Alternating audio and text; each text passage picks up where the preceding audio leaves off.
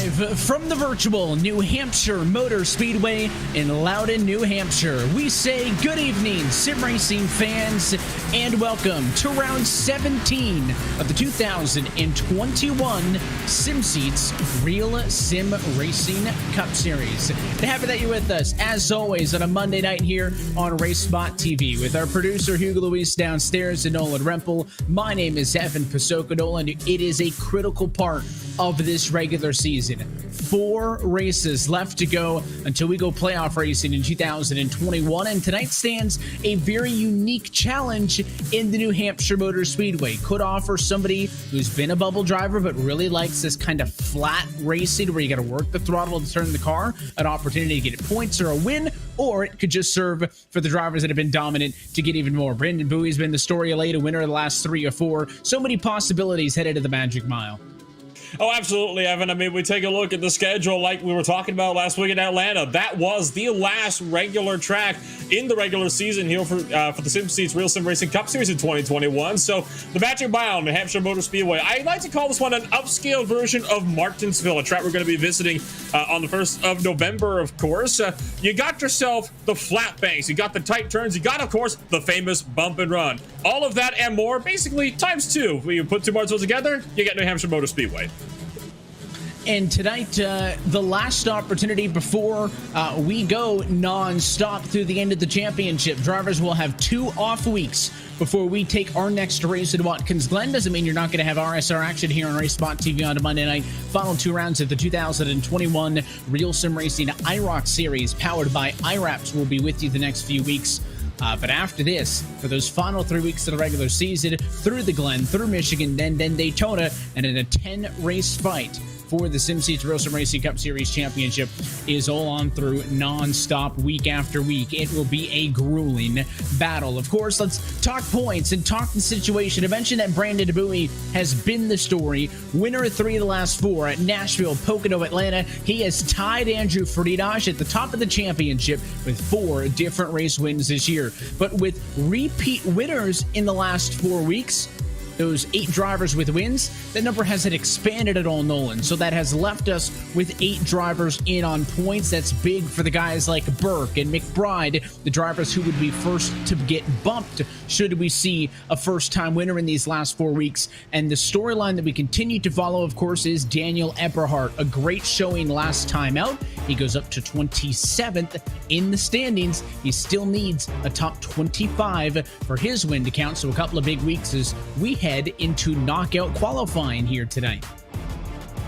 And I think Eberhardt, honestly, Evan, has a good shot at making the show tonight. He's got himself on a second lap already down there in qualifying, had that first lap validated, but he wasn't in the top 10 in practice. So has a very good shot of having a good shot showing here today. A 29.798 will see him make it into the main event, and so far sitting 4th fastest out on the boards, though that is, of course, about 3/10 slower than his fastest practice lap. Now, that is the story all across the board in qualifying so far. Take a look at Friedage, of course, your pole sitter, a 29.655. That is also 2/10 slower than Friedage's best practice lap. So the track has definitely slowed down significantly since practice.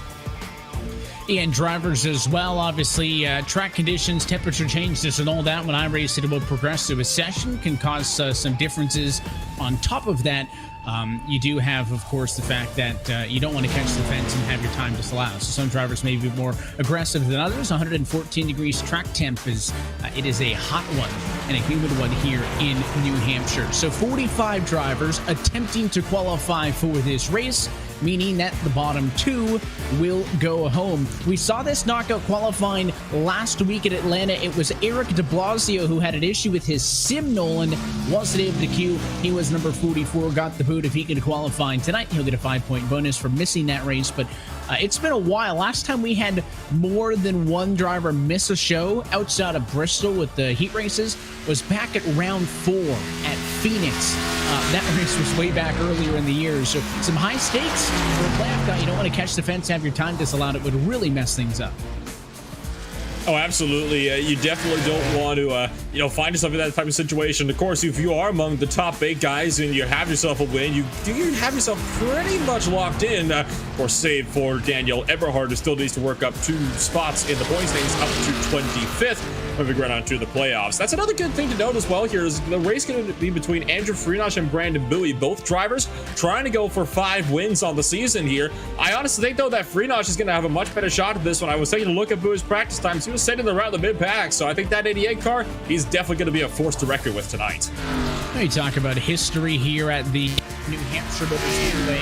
It's a racetrack that has missed out on the calendar for quite some time.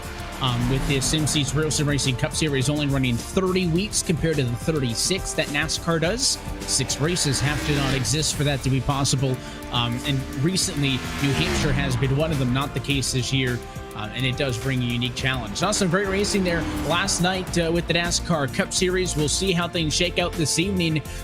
Currently showing bottom of the board for Stove Price Jr. He may be the driver going home, along with Trevin Valderrama. We'll see if anybody else gets a last-second time in. But that clock in the left-hand corner of your screen is ticking down, and that will lock in 43 cars. Now, drivers are going to have an opportunity to go around and get a warm-up in, so still a few minutes away from dropping the green flag in this SimSeats 151. But while we have the opportunity, let's give you an in-depth look, top to bottom, at your SimSeats starting grid. So pole position, talking about Andrew Freenach here at New Hampshire. He will bring us to the green flag this afternoon. No shock there. Freenach had been the winningest driver by a long shot for quite some time in this series until Matt Danson with all 3 road races in a row. He wants to return to the top of the mountain. His 29.656. Best of them all. But Matt Danson looking for his first oval win of the year. Will start alongside in second. Brandon Bowie, and then first-time starter this year, Michael Cozy Jr. will start alongside in 4th position. His Logitech Gialtis teammates at the Birch in 5th and Liam Sheen P6. So 3 of the top 6, Nolan, Logitech drivers. Absolutely. So those Logitech drivers definitely going to be a force to reckon with here tonight. Brandon 6 out of Pennsylvania, and his number 66 machine going to be another driver to be competing for the win here tonight. Up there in the 7th position, just over 1/10 behind your pole sitter Andrew Freenach. Brett McBride sits down in the 8th place in his Steel Horse Racing number 15 entry. Sam Nieto is in the 9th position with Bradley Burt to round out your top 10. Down the order as well, Jeremy Miller, and of course the one driver to watch in the playoffs, Daniel Eberhardt. And continuing on through, David Washington is hot and cold a lot of the time, but his Aegis entry's got a good look from 13th position. He'll be alongside with Dominic Howe in the number 14 spot. Nicholas Johnston will start from 15th position, but a couple of weeks, I believe, since we've seen him on track. He'll be alongside Agnell Phillip, who's got a little bit of work to do from 16th. That is ahead of Michael Araya in 17th, and Cody Harris finds himself midway through the field. He'll start 18th. Nick Silver's keeping it real, number 3, going to be in 19th place with Kyle Kamer to round out the first half of the field in his SK Sim Racing number 8 machine. Adam de Blasio sits in 21st. Of course, Eric de Blasio not making that appearance here today. Brian Chambliss is going to be starting 22nd place with Jared Weimerser, the Canadian, down in 23rd with Dylan Jones in the 24th place. Continuing on through, Sean Casto will double up with Kyle Trudell. They'll be through the number 26 spot. And Zach Carr, who was very impressive in his debuts, got some work to do from 27th. He's ahead of Joseph Tyson, number 28 position. Chris Rabel, another one of the Keeping It Real Esports entries, will start on his number 6. Number 29 starts in 29th position. And Eric Stanford rounds out your top 30. Going on down, 31st place holds Thomas George, 3/10 behind your leader with Grant Davis in 32nd. Joe Yakes is going to be 33rd with William Schmidt 34th. Ross Cato sits 35th in his Fast Forward Esports number 12 with Shane Ewing rounded out 36th place. And towards the rear, Trevor Trigo and Matthew Morrow will start 37th and 38th. And you can see the intervals here takes a big jump from the following rows back. Benassi Major starting 39th, and Nicholas Ibarra makes the cut. So does Steve Soa. So does Sean Kalist. And the final spot on the grid belongs to Tom Morano. He put down a 30.372. You can see Valderrama was 44th in speed. Stove Price clearly had some sort of an issue on his lap. He was significantly off the pace, 45th on the speed charts. So Valderrama and Soa will not make the show this afternoon, but they will get 5 bonus points for missing this race upon their completion of their next points-paid race in the SimSeats Real Sim Racing Cup Series. So there's admittedly a bit of concern, Nolan, coming into this race. We have seen tricky tracks like this cause issues in the past. Immediately jumping to my mind is the bit of a Martinsville brawl from a year ago that set an RSR record for some 21, I believe, caution flags at a single race. I mean, this New Hampshire race could either be really good or really messy, and I think the key is going to be how disciplined can a field of 43 really be. Well, like I said at the start of the broadcast, I tend to think of this track as Martinsville, but more. Thankfully, the caution numbers don't really seem to reflect on that portion of the stats, at least. So I don't think we'll quite be getting the 21 cautions today, which I'll say this, Evan, compared to other leagues I have seen, 21 is still a very impressive number when it comes to being how low. My personal league, 32. So, you know, we were there for a while ourselves. But we look around to New Hampshire, I mean, it's going to be a great race, I think, honestly. You got a lot of guys out there that are, you know, very disciplined with each other. A lot of these guys, they've been racing each other all year. They've been racing since February. They know how to properly run side by side. We've seen that through practice. We're seeing it in warm up now. In fact, we even saw it in the little 3-lap brawl that they had while going down to the starting grid. They were having some fun down there as well. The 2 drivers that did not make the show. So it's going to be an entertaining race, I think. Some fireworks? Absolutely. We have some of those in store as well. I think my biggest interest is going to be with all the caution flags. How do things shake out in relation to tire wear, right? Because just like every other race, these drivers are going to have 4 additional sets of tires on pit road. So 5 sets total to use over the course of the race. If we see a lot of tire wear, Nolan, and there's a lot of yellows, the strategy could get very messy in terms of, you know, people not pitting together and ending up off cycle. And then that could lead to a surprise winner or somebody from the mid-pack. If the cautions don't fall that way and it's pretty much status quo, everybody comes down pit road together, and there really isn't no part of one another, then I think things could be a little bit calmer. But certainly I think timing of yellows, restarts, and strategy could be a storyline in this one. Timing of restarts and pit strategies under those caution flags are definitely going to be the points to watch out for. I have a feeling we are not going to be seeing a whole lot of green flag stops tonight like we were getting a little closer to seeing over at Atlanta Motor Speedway. All 43 cars are gridded up and ready to rumble away around the magic mile for the 151 laps. And I have a feeling we might be seeing quite the show in just a few moments' time. Field rolls. We talked about your SimSeats starting grid since 2009. SimSeats has been designing and fabricating high-quality, made-in-the-USA driving simulators, including motion systems, complete turnkey iRacing packages, and custom fabrication. Their customer base includes all racers from the amateur to the pro ranks, and everyone on the SimSeats team is a weekend racer too.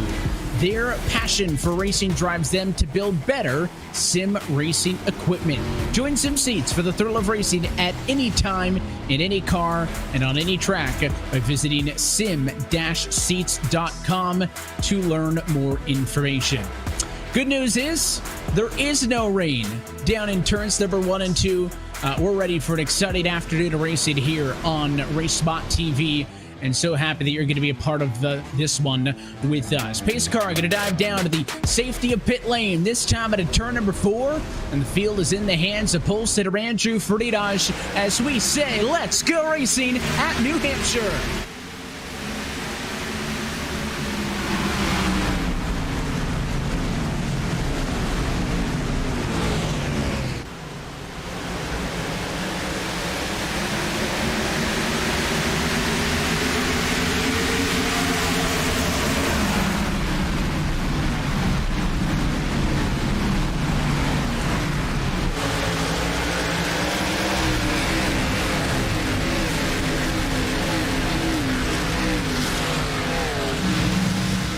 You can see all of that Altus blue and orange inside of the top 5, but in front of it all is pole sitter Andrew Friedage. No challenge. He leads down the back straightaway. Dancing second. Eberhardt trying to make some moves behind. They were lucky not to wreck right out of the gate there, Evan. You saw a lot of drivers getting checked up on that inside groove. From some drivers trying to anticipate the start, others had to scramble low and then slow up to avoid getting those good old passes before start-finish penalties. Looks like, though, everybody has just about managed to get away with that one. Still double file for spots inside the top 10 down to the turn 1. Well, 66 pushed up a little bit as it was Eberhardt on his outside. That's Brandon 6 in the 66, but leaves enough room for the Dondi. He'll race his way through further back in line as you can see Bradley Burke trying to clear this duo. Behind them, a little bit of side by side as you look off for the back end of him now. Clear, but a touch as Eberhardt and 6 get together. Here comes the 2 as Sam Nieto on board with him. 3 wide, down into turn 1. It's Miller who's watching this battle. 6 in the middle, he bails. And Dominic Howe, that white 86 Chevy, the big winner through all of that. It certainly was a big winner, wasn't he? Made a brilliant outside pass on both of them down in the turn number 1 and managed to get that good old run off of turn 2. Brings up another point to work about, Evan. That good old outside line. We've seen how powerful it can be at tracks like Atlanta Motor Speedway. It's no different at New Hampshire Motor Speedway. Definitely doesn't play as big of a factor, but it can still be really good if you can know how to run that. Up front, you had seen, I believe that was Seth DeMerch that went way down onto the apron in turn 1. That's been a sight that I've been seeing more and more throughout the course of the year. It looks like a lot of drivers haven't opted to maybe go down to that apron just to get the good dive down into these corners.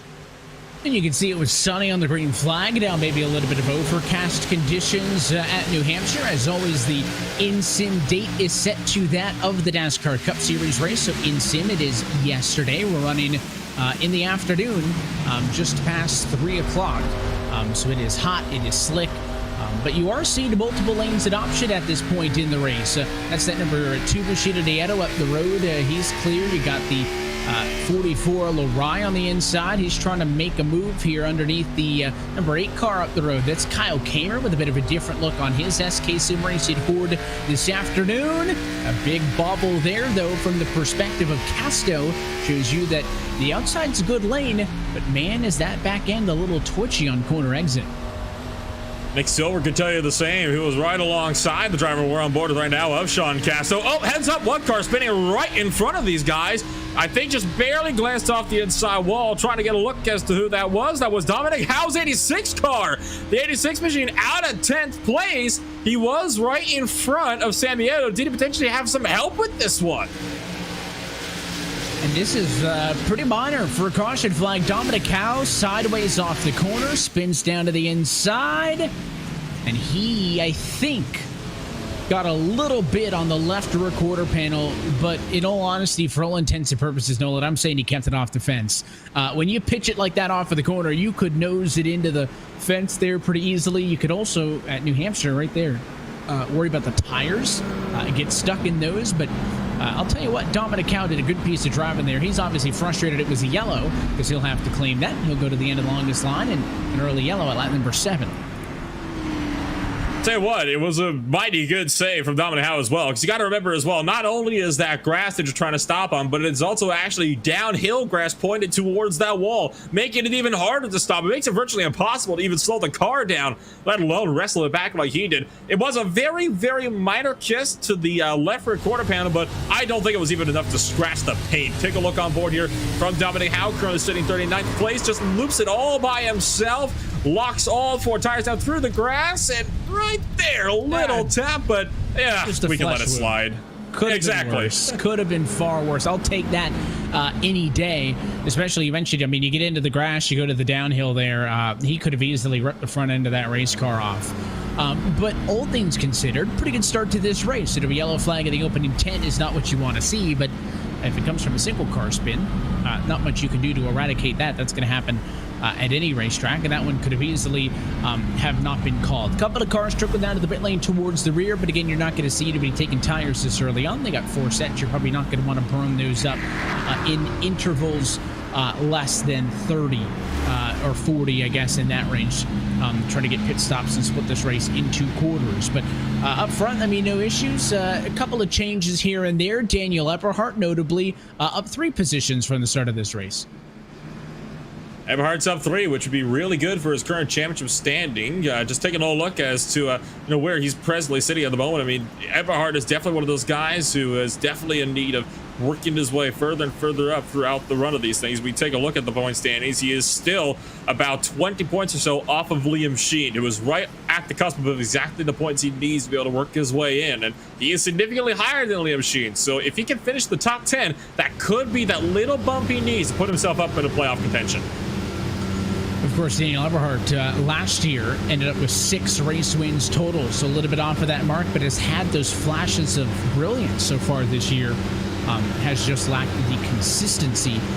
He is also just 2 races away from making the minimum start requirement of 15 tonight, round number 14 for him of the 16. So he's going to beat that requirement pretty easily. As the pace car dives down and in, Freddie Dodge opts for the inside once more. Green flag in the air as we put lap number 10 behind us. Dodge leaving much earlier this time than on the initial start. He gets himself about a 3-car gap over the rest of the field, who are still side by side for the Logitech G teammates just in behind. Kozu Jr. and Matt Danson looking to do battle down in the turn number 3. Not the best idea, in my opinion, if you got yourself 2 teammates here. You want to work yourself up to the race leaders, not hinder yourself by fighting each other. Now, I would argue as well, this could be an advantage here for Brandon Bowie just behind. Look at Bowie going to go to the outside line. Clears Kozu Jr. Here comes Liam Sheen with a run down the inside line at Kozu. Makes it 3 wide to turn 1. He's going to be in the middle in his first start. You'd think his teammate up top going to give him some room, but it's the 1 car crowding him down low. And DeMerchant wins the race off for turn number 2 on the outside line. So DeMerchant up 1 to 4th. Cozy holding to 5th. The battle is going to be for 6th between Daniel Eberhard and Liam Sheen. Eberhard should be in a better position up on the outside of the racetrack, but never count out that HPM number 1 of Liam Sheen. He is somebody talking about what's coming up. Who is really looking forward to Watkins Glen. He considers himself a good road racer, Dolan. Obviously, Danson, winner of all the road races so far this year. But Liam Sheen is just on the number. He is 25th in points coming into this evening. Liam Sheen, of course, if he could win at Watkins Glen, needs that top 25 for the win to count. So that's an element to this. But also, it's going to be awfully hard for that Nani and Daniel Eberhard to catch P25 if the guy that he's trying to chase is right alongside him. So that's a little bit of an added element in the battle between Daniel Eberhard, 27th in the points, and Liam Sheen, 25th in the points, right now fighting for a top 5 spot. And of course, the other driver that Eberhard needs to beat in his battle to try to get to 25th is at the moment Jaron Wymaster and his number 48 machine. Now, Wymaster is a little ways further down the order. He is presently sitting in 20th place. So the way it sits right now, I do believe that you would find yourself that Eberhard would work his way up through and take the 26th position, but at the moment would not be enough to take that 25th spot, the precious spot that he needs at the moment. We look back to Jaron Wymaster. He's trying to work his way up through the order himself. He's currently going down to the inside of one of those other drivers out there in the field. He's having to really work for these spots, though. And his hope as well as a bubble driver, not on the playoff line, but on the playoff eligibility line for him, of course, is that there's a Daytona race coming up as the regular season finale. Anybody in the top 25, anybody in the field could win there, but of course, top 25, a win could put you into the playoffs, and that's why Winemaster going to be fighting hard. He and Sean Casto in a mid-pack battle here. Casto's been real good the last couple of weeks. They're racing around the likes of Zach Carr, Nick Silver, Michael Laraya. I mean, we talk all the time about the competition in this, but I think it goes to say when names like I just rattled off there, Nolan, are fighting in the high teens, the level of competition you got on the racetrack. Oh, absolutely. I mean, this is one of the most competitive stock car racing fields that I have seen in a very long time out here. They're always so close together, which is, honestly, it's an amazing thing to watch. I mean, take a look. Everywhere you look at the moment over the Magic Mile, we're seeing cars alongside. I mean, so far from the drop of the green flag initially, apart from those laps under caution, there's not been one lap where there has not been at least a third of the field side by side with each other down into these corners. It goes to show just how great these guys have raced together as well, especially with how clean it has been so far, apart from that single car spin to bring out a first yellow on lap 9. Yeah, there was a couple of touches here and there. Liam Sheed was apologizing to somebody over the radio a few laps ago, but you're right, all things considered. A lot of give and take, and I mean, this is good racing. I mean, you can go side by side where the outside has the runs off the corner, but it's a little bit more difficult to keep the back end underneath it. I mean, this is the good stuff, right? High horsepower, low downforce, difficult to drive, steering it with the throttle. It is what you want to see at a stock car racing and impress so far. Through lap number 18, as Winemaster gets a little bit of a touch there. Casto came off of the fence the slightest bit. Winemaster took a shot, got sideways, saved it. He doesn't really lose a spot in all of that. Might lose it to Carr here, who's fighting him on the outside, but another crisis avoided. Zachary Carr and his car racing designs number 26 entry is definitely not going to complain about getting a run and a free spot from that one. He is going to put himself up now into that 20th position. Kyle Kamer looking to capitalize as well. Winemaster starting to drop back in a hurry. Might have smoked the tires a bit more than he thought when he had that little bit of a slide, just one lap to go. He might have to take a couple laps and back off a little bit, let those tires cool. That might be what he's doing now, which would explain why we're seeing him losing a bit of pace that he had just a couple laps earlier. Oh, Master! He cut off the 21, apologized, and then got punted for it. And they That's how quickly it could escalate here. Wow. I mean, that came out of nowhere with Winemaster and the number 21 machine of Adam de Blasio. Looks to me, I think this all started in the middle of the back straightaway here. De Blasio didn't know that Winemaster would come out. Winemaster didn't know he wasn't quite clear. De Blasio clipped the back end, and it was just on from there. Yeah, there you see the replay. And then, oh my gosh. You wonder if that was either missing the braking point or something else. Looked pretty clearly like something else, which is funny because Winemaster immediately apologized, and before he could finish saying I'm sorry, he was getting run over. They're side by side at a 2, and they're going to keep going at it. The 48 and the 21 a door slam that time in the back straight away. The 8 car trying to split the difference. This may be a mid-pack battle that you want to watch, and somebody with a good view of that is Ross Cato, 29th position. Looking up the road, not only a battle between Kamer and Tice, but de Blasio and Winemaster as well, as the 21 is slow now, going 3-1 and getting run over. Oh, and he's going to go fully around now. That has to be a yellow flag. Sure enough, caution 2 on the speedway. De Blasio got a bit of a taste of his own medicine there. I think that tells you all you need to know there about those last couple laps. They were driving a bit angry. Kamer threw a really opportunistic move down the inside to kind of start all that off. You saw the look for Cato. He was looking a bit nervous as well, running right in behind that, but he had nowhere to go. He could have backed off or go anywhere. He had cars on his inside and right behind him as well, but tell you what, I think out of de Blasio was racing a little bit more with emotion there rather than racing with his head. I mean, you even heard it before. Like you said, Winemaster was apologizing. Couldn't finish the sentence before he was getting, run over by de Blasio. I don't think he really gave anybody a chance to try to make up for it. Tough for de Blasio, too, who enters tonight 10th in the overarching championship picture when you factor in the race wins. De Blasio enters tonight 14th in the points, barely ahead of the cut line, and he's going to go to the rear. But at lap number 24, some drivers are headed down pit road. You see Brandon DeBuy has stayed out. He'll go behind the base car. It's almost a 50-50 split, but your race leader Friedrich is in, and so are all 3 of the Altus drivers behind him. Bowie made a very late call to duck back out as well. And in fact, you say 50-50. Yeah, I mean, take a look at it now. I'd honestly say more 30-70. Yeah, around that area. 60-30 is only 90%, so I should have figured 30-70. I don't know what the other 10% are doing. I know what 90 are. I had no idea. I've only been here with you for what 2 months, and already I've transferred my bad math skills to you. I do apologize for that. That's why we just tend to avoid it. But I can give you the number as cars race off of pit road. I'll count it up here and try not to count out loud. We're looking at 5, 10, maybe 14, 15 cars of the 43 who came down pit road. So 30-70, pretty close as the number. So majority drivers stay out. Based on the numbers and what I said earlier, you know, you got 4 sets of tires. So if you want to split this race up, you're going to come down pit road 4 different occasions.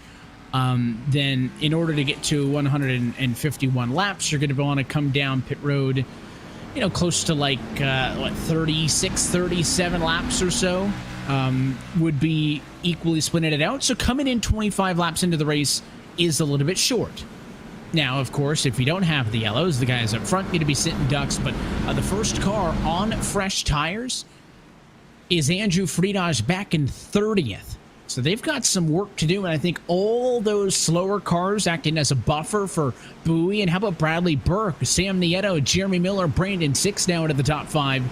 The fact that they have so many cars that stayed out with them is going to help, because those guys with the fresh tires are going to have to work awfully hard to catch back up. They're not going to blitz their way past 30 cars, but it could cause for some traffic issues in the middle of the field. Pace car going to be down it in this time. It's Brandon Bowie's field to control. Your winner from last week is on the gas, on board with Harris to turn 1. Green flag, lap 27.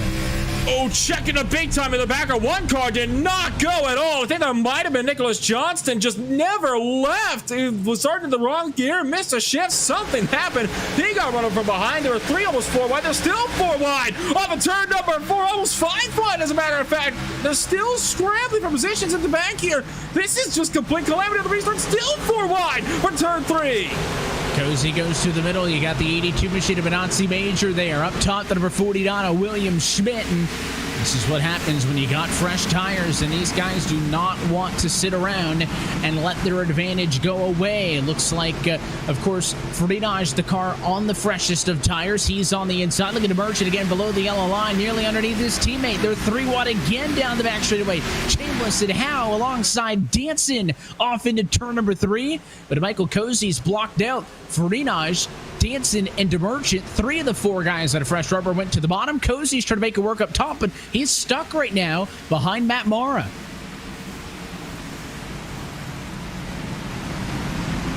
Still 3 abreast, several rows deep. Eberhard gets pushed up by Liam Sheen into turn number 1. Just barely managed to survive it. This is only going to end one way of it. It's going to be a crash. Sure enough, there it is in the background. One car spins around. Trevor Trigo gets sent to the number 5 machine in the 37 car to the outside wall. Looks like he had contact with Brian Chambers. Might have been pushed up by Kyle Trudell as well, but I was just talking about it. That could have only ended one way. Yeah, they got away with most of it, and then it was the contact a little bit further back. Chambliss a little bit low off of the wall there, hooking Trevor Trigo, who's into the outside wall and spinning, and a caution at lap number 29. You can see Chambliss there. It just looks like he gave, I mean, especially when you're 3 wide, right? I mean, the margins are so much smaller. But it looked like Chambliss, just watching Tom on the ground, see how low he is there? Looks like he was just a little bit low, and that's what hooked Trago there. And I don't think there was much that he could have done there to avoid that one. He's 3 wide. He's trying to hold the line. I think that will take the cake there, Evan, for a wildest restart we have seen in quite a long time. I mean, it's not often you see, 4 wide in general, let alone at the Magic Mile. I can't remember the last time I saw drivers going, 3, 4 wide here in the sim, but that's what happens when you get about 1/3 of the field on fresh tires, and you get the others that are on old rubber still trying to fight just as hard to keep them in behind. And a couple cars are coming down pit road, but for the most part, those are drivers that are now trying to fix some broken race cars as a result of all the mayhem. And this is what I mentioned right off of the bat, right? If you get a lot of yellows and they aren't spaced, too far apart, it is going to mess up strategy. Here's the issue with the restart with Nicholas Johnson talking about missing a shift. Oh, yeah, yep, badly. And you could see everybody else just pull away. It sounded like he got hit pretty hard at the back end, so may have some damage he's dealing with on top of all the spots that he lost. Oh, he absolutely does. And I think it might have been Zachary Carr that hit him up the backside on that restart. I'll see if I can get a look at that myself. No, it was not. It was Nick Silver that gave him that shot to the back bumper. And as a result, slammed down into Michael Araya, who's picked up a small scrape on his right side as well. Take a look at this from the air. Watch Silver, the 3 car just behind. There the shift misses, and everybody scrambles behind them. pretty good job, all things considered. Normally when one car checks up, it's just going to accordion. So I think there was, I don't know if discipline was a word I was going to be using after that mess of a restart, but a decent amount of discipline on that one for drivers to be able to avoid it. Of course, you're looking for where are the drivers with fresh rubber. Well, Andrew Farinaj was able to make up about 11 positions. He's the highest of all of them in 19th. Danson is second highest in 22nd. DeMerchant third best, 23rd. Cozy fourth best in 25th. Next best driver would be Liam Sheen, fifth best on the fresh tires in 27th position. So still quite a buffer for the cars towards the front of the field. Brandon DeBuey had a great restart last time. He's a little bit slower on the dice this time, but we're back underway through the gears. We're good this time to turn one. And no mischiefs this time around, at least not from what I could see. And how about looking further back in the field? I'm looking at Liam Sheen. He just made up 7 spots in the one corner from diving it down to the apron, put the field 3 wide a couple of times, and that's going to put him up into the top half of the field as well. Up front, it is all sorts of chaos down there. Sheen clicks the grass just in behind, trying to make this work. They're opening up a whole new lane down to the apron. Then 4 wide again, contact is made. Weinmeister gets spun round. Liam Sheen gets collected. This is great news for Daniel Eberhard as the caution flag waves. Several cars involved. That is both contenders that Eberhard needed to beat, knocked out in one crash. Both of the drivers that he needs to catch up to that were running good earlier in this one, and they are both involved in a single incident. We'll take a second look at this one. It's just like we said, fresh tires. We've seen a couple of cars go to the inside. This time it's Sheen on the apron. It's good in the corner, but off the corner you just have to give room there. Oh my gosh. Well, the race started good, and well, we've seen what direction it's starting to take. Drivers starting to get more and more patient because of that fresh rubber. There's another look at it. I mean, I have to be honest, Evan, I think that's more on Sheen than anybody. I mean, he came up quite literally from the apron and sent them 4 wide. There's only one way you can really take a look at that one at that point. Yeah, and listen, drivers are discussing it now. I mean, the apron, you can run it here. I mean, it's an option. You remember back to the old Phoenix that they would use the very inside down in turns 3 and 4 and whatnot, but there was room, I think, for Sheen to make the bottom work there. He just obviously came up off of the corner too much, and if he were to kind of back it down to not go that high, he would have lost the advantage by going to the bottom, right? So tried to push the limit a little bit, overstepped it, and the unfortunate victim of that is Jaron Weinmaster, because not only did he get pinched, but then he also got hit by the one when he came through. So it is bad for Weinmaster. Of course, Jaron, here's the let's watch this. I mean, on the apron the whole time, Sheen's got the fresh rubber, right? So he's moving. But then when he comes off the corner, see, there's room down there. Just goes up a little bit too high. It looked like that he was almost judging. You saw Farinaj just in front of him. From that view, no, it almost looked like he's watching Farinaj and just kind of following up Farinaj so that if he was there, he'd be on his door. And that would only leave room for 2 cars up top. I don't know if he knew he was 4 wide. That is true. When we take a look at it, the iRacing spotter, it doesn't tell you if you're 4 wide. It will tell you you're 3 wide, 2 outside. I've never had it, though, tell me that I've been 4 wide before, which is why it's always becomes very difficult to judge, especially when you're already alongside somebody. And we saw from his angle right there, he could not see what was to his outside.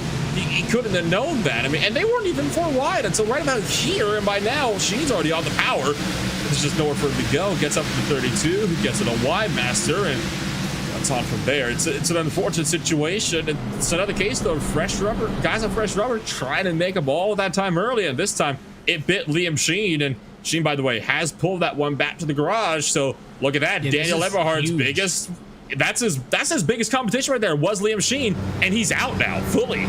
Yeah, he was 12 points behind Weinmaster coming into this evening. Weinmaster in his number 48 machine is currently running 40th. So that's less than ideal. You compare that to Daniel Eberhard, who's currently 22nd. And he also came into this evening, I believe, 17 points. Yeah, that sounds 17 back. 17 off of Sheen. Sheen is out of this race. So Sheen's down and will finish 43rd. There's a chance that if Daniel Eberhard just gets a top 15 in this race, he is in the playoffs by the end of the night, which is big for Eberhard. But what did I allude to earlier? Liam Sheen's been quite vocal that he's been trying to keep that top 25 because he feels like he can win at Watkins Glen next week, his favorite road race. Tough break for him because he'll drop out. Winemaster trying to hope for a race win maybe at a place like a Daytona to close the regular season. He drops out of the top 25. Big hit for him. And listen, Eberhard's an awfully tough guy to chase down, let alone defend. So quite the championship implications on the caution flag here at New Hampshire Motor Speedway at lap number 33. We raced on, though. Still a long way to go. This restart will have 113 laps to go, but caution flag number 4 of the afternoon behind us. Again, Bowie controlling from the inside line. Up front, fresh rubber still led by Andrew Ferdinand. This time he'll restart from 15th position. Pace car off and in. Bowie goes a little bit earlier. We are back underway. Ferdinand once again with that signature jump, putting a few car lengths on himself in the field, down for turn 1. Jeremy Miller and Sam Nieto getting a bit too close for comfort down to the turn 1. Looks like Miller will just barely manage to make that work, and the battle allowed for a second. Nieto barely has got the nose in on the outside, right alongside the bumper, going to try to throw one around the outside lane and carry the momentum through. I don't think he's going to be able to really make this one work. I don't know, maybe it will. Really leaning on the 27's door, bangs the door as well, and Jeremy Miller has to back off as he bobbles big time. That puts Nieto up to second place, 3 wide in behind, while the rest of the field funnels down into a narrow turn 1. And it's still going to be messy. There is some 3-4 wide. Look at the back off of turn number 2. It is always very sketchy here. Again, Shane Ewing in the middle of it all this time. And an Altus sandwich with dancing down low, cozy up high. There's Eberhard on the move. Joseph Tyson bits as well, ahead of Seth the Merchant and Kyle Trudell. So there was no doubt that the 25-lap tire advantage was going to catch up at some point. Ferdinand continues to set the pace on the inside line. You can see him just ahead of this group. He'll go 3 wide with Nick Silver and Michael Laraya, maybe even 4 behind them. They just need about 5 to 10 laps or so to give them each other the time to sort things out. They're going to be 4 wide again. Johnston will try to put this one out. He's the second car for the top lane, but he has to back out as he bobbled, getting on the power. That allows Michael Laraya, the driver who was the furthest up of all 4 drivers. He surprisingly gets the best run out of all 4 of them. He'll take the position. And we were just 5 wide for 36th position, in case you're keeping a tally. They are racing all over the racetrack. And like you said, all you need when you have a tire disadvantage and a variation like this is 10 laps. It'll sort itself out, but the way they drive, those are probably going to be the trickiest 10 laps to get into the green flag conditions that you'll see. Finally, a sense of normalcy has returned to the front of the field. The first side-by-side battle is between Andrew Ferdinand and, not Zachary Carr, I should say, but Brandon 6 up on the outside. That was for 6th and 7th position. Moved Ferdinand up to P7. Cody Harris looking to the inside on Jeremy Miller for 4th and 5th, but it's that 88 car that you gotta watch. He leads the charge on the rubber, and he's knocking on the doorstep of a top 5 position now as he tries to clear Carr behind the battle between Harris and Miller. Greenosh, can he get the run off of turn 2 they would need from the inside line? Looks like he got a good drive, but not enough to fully clear. Zachary Carr is going to continue to try to defend this one in his number 26 Chevrolet. I think just now Freitas gets clear through 3 and 4. Now he'll be clear to run down Cody Harris up in front. Now the bad news for Freitas is that Harris and Miller have sorted their battle out. It's going to be that much harder now for Freitas to try to work his way out because he cannot just capitalize on 2 guys slowing themselves down up in front. So here you go, split screen, left-hand side, Freitas and Harris for P5 and P6. Right-hand side, it's Matt Dancet on the move, followed with the number 9, Thomas George. That one is for 15th and 16th place. And there's not much that the cars at Old Tires can do here. Even with Cody Harris having the preferred position, I do feel like it is a bit of an inevitability that Friedage will get him here. Of course, your hope, if you're Bowie, if you're anybody else up front, is that, you know, he's eventually going to have to work hard enough to wear off his advantage. I mean, look up front, right? Your top 4 or 5 single file out. I mean, they have 2 seconds on Andrew. That's going to help as the 88 machine fortunate to get the bottom, I think, on all of those restarts, because that's what allowed him to get by a lot of the chaos. It's not to say there's not any kind of chaos in behind. Friedage just doesn't have to deal with any of it up in front, which is good for him. But it's also good for him is the fact that Zachary Carr and Cody Harrison out side by side and behind. It gives him that much more room to work with in his bid to try to maybe regain a podium position tonight. And potentially even a race win to go for 5 on the season. A number that is not necessarily very easy to match when you're in such a competitive field like this. No, not at all. And Jeremy Miller, by the way, said over the radio that he'll yield the position to Andrew Friedage. And I think a lot of the time, that's just the better play, right? Don't waste up your stuff fighting somebody else at old tires. Here's the look on the board with Matt Mara behind the number 23 machine, riding 26th position at the moment. He is plus 12 on the night. That's about the 5th most positions gained out of anybody in the field. And Mara is on the older tires. So he still has all 4 sets of tires available for a little bit later on. Any yellow at this point on is next time by we'll take lap number 50. Expect all of the cars who did not pit last time to come down pit road, and maybe even a couple of guys feeling lucky who have already pitted to even come down again. Make a bit of a gamble. We'll see. I'd recommend against it, but you never know. As single file it out through the field and try to get some rhythm into this. Sim Seats 151, going to be 1/3 distance this time through it. Brandon Bowie obviously taking control after the caution flag split people off on the pit strategy, has kind of been cruising, but to be honest, Sam Nieto all over him in the number 2 Ford. Bradley Burke that far off, and I feel like in about 15 laps, Andrew Friedage will be on the scene as well. I mean, Nieto is somebody else who does not have a race win yet. Coming into this without wins factored in, Nolan, he's a top 10 car in points, right? He's 9th. However, when you swing those wins in, Nieto finds himself much closer to the bubble entering tonight. I believe in 13th position in the standings. A win or even just P2 points going to be really big for him as Friedage easily disposes of Bradley Burke in a battle for 3rd. Tell you what, all these battles that we're starting to see developing throughout the field, they are really from about the 11th place on back. That's where we are all still very much stacked up and doubled up, and nobody's willing to give an inch here in this order. Now, thank goodness we are not seeing a whole lot of 3 and 4 wide action. We haven't seen 4 wide in about a dozen or so laps now, but we of course have not been seeing a whole lot of 3 wide either. A lot of these guys have just elected to go for the good old 2 wide. There have been a couple of apologies here and there, which goes to show that these drivers are still looking to maybe get a little bit more physical with each other. But that is of course an inevitability when you get to one of these tracks where it comes down to power more so than the draft. You can hear playing with the throttle, sawing on the steering wheel, working hard to make some of these passes. That is Lariah coming up on the inside for that position. And listen, the outside looked better earlier, but Lariah's going to make the move down there. I think that it's just fun that you do have options at this racetrack. I don't think it's a track for most people that is at the top, and how about a shout out to Brandon for the helmet on the onboard there.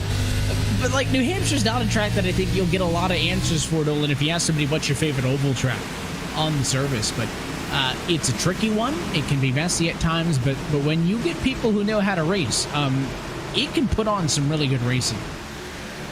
Arguably some of the best racing you can see in a NASCAR Cup car. Of course, I would say this type of racing would be rivaled only by what you see either at Martinsville or Bristol. I would even say North Wilkesboro and the Nashville Fairgrounds are also 2 other personal favorites of mine when it comes to good stock car racing tracks out there. Phoenix isn't bad, but it can get a little bit... I hate to say it, but it can get a tiny bit dull at times. But of course, once again, you get the right field in, and they can make any race exciting. That's what we've been seeing so far all race long. Like, I've seen some really dull races here in New Hampshire. This is definitely among the most exciting race that I've had the pleasure of watching in a very, very long time. So here's the other cars on fresh tires, right? It's not just Ferdinand. It's not just Eberhardt, who did a good job of getting around the Altus cars to get up to fourth. But, of course, it was all those drivers, Cozy, Danson, DeMerchant, as now it's Ferdinand down and underneath the number 2 in Nieto. This battle is about 7/10 off for the race leader. My 15-lap guesstimate looking pretty accurate for once, as Ferdinand is alongside the 2. It almost looks like Andrew wants to diamond the corner a little bit more, and he really couldn't do it there with the 2 staying low in the center. Almost put it into his door, but I've just noticed that on Andrew's entry that I don't see with a lot of people. He'll enter shallow, see him on the seam, but then he'll push up a lane, and I don't see a ton of people doing that. See how low he goes off the corner too? Clearly, what he has found works, and that's his perspective, but it does make it difficult to execute a diamond when you're stuck underneath somebody, and I think Nieto's aware of that. Look at him keep it low and on his door. Ooh. And this is really helping out Brandon DeBowie, because he is checking out the longer this battle for second goes on. It's also helping to reel in Daniel Eberhardt just in behind. I mean, Eberhardt himself has gained a couple of tenths on these drivers since they started doing this. I mean, Frenage and Nieto have been side by side for nearly 4 laps now. This time, Frenage going down so low that he dips 2 tires down into the apron. That only costs him even more time, though, I think, because it gets that car a little bit unsettled. There is a very small transition. It's not much. I would say it's only about 2-3 degrees or so, but that is enough to unsettle one of these stock cars. This time, though, in 3 and 4, Frenage finally gets the move done. Makes the move and will take the position. He now finds himself with a 1.1 second deficit, and Eberhardt with the slide, but he overshoots it. Sam Nieto saw the slide job coming, put it back underneath Eberhardt, but it will be a futile attempt. Benani just too good off of the corner. Give Daniel Eberhardt third. The cars on the fresh tires now have raced their way back up to second and third position. If I'm Brandon DeBowie, I'm sweating. It's coming.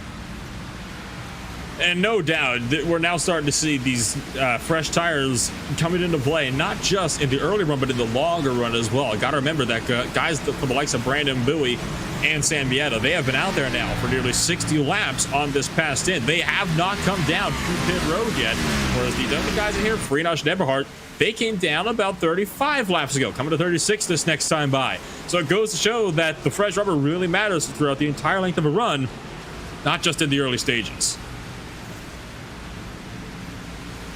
And when you get a green flag run in, I mean, things can progress pretty quickly here at New Hampshire, starting to close in about 15 laps away from the halfway point. You're going to be talking about not just those cars you pitted earlier for tires. We're going to have to start thinking about your race leaders needing to pit for fuel at some point down the line. What is the fuel window from New Hampshire again? I'm thinking we're closer to like the 90 range, but don't quote me because I'm not a driver. So theoretically, this is where we would ask Dylan, and he would tell us because he's got the number on his dash. No amount of our live timing can give us that information from the car. But yeah, I certainly think if this race were to go green, it would be pretty clearly a one-stopper.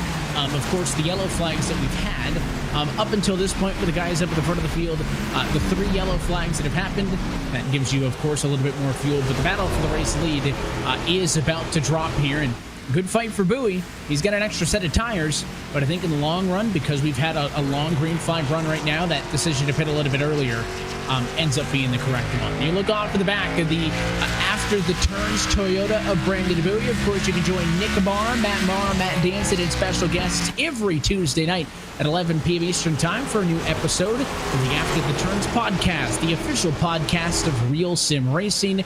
Again, you can tune in tomorrow night, 11 o'clock Eastern, live at AfterTheTurns.com. You can also watch on demand wherever you get your podcasts. And Bowie trying to make, if he could win this one, it would be an incredible 4 of 5.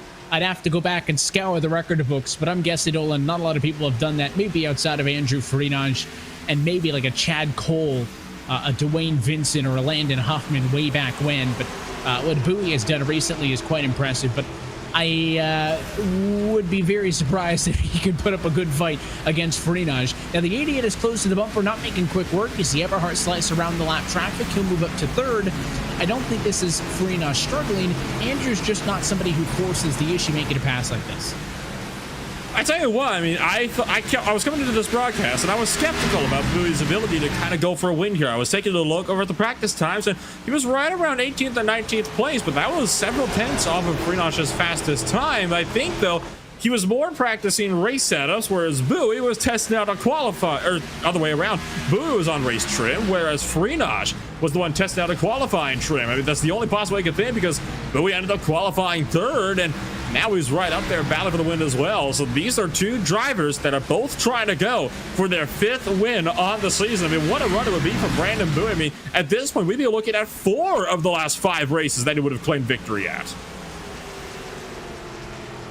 It's incredible stuff. And, you know, when Freenosh first broke into victory lane earlier this year, it was very similar, right? I talked about who's done 4 of the last 5.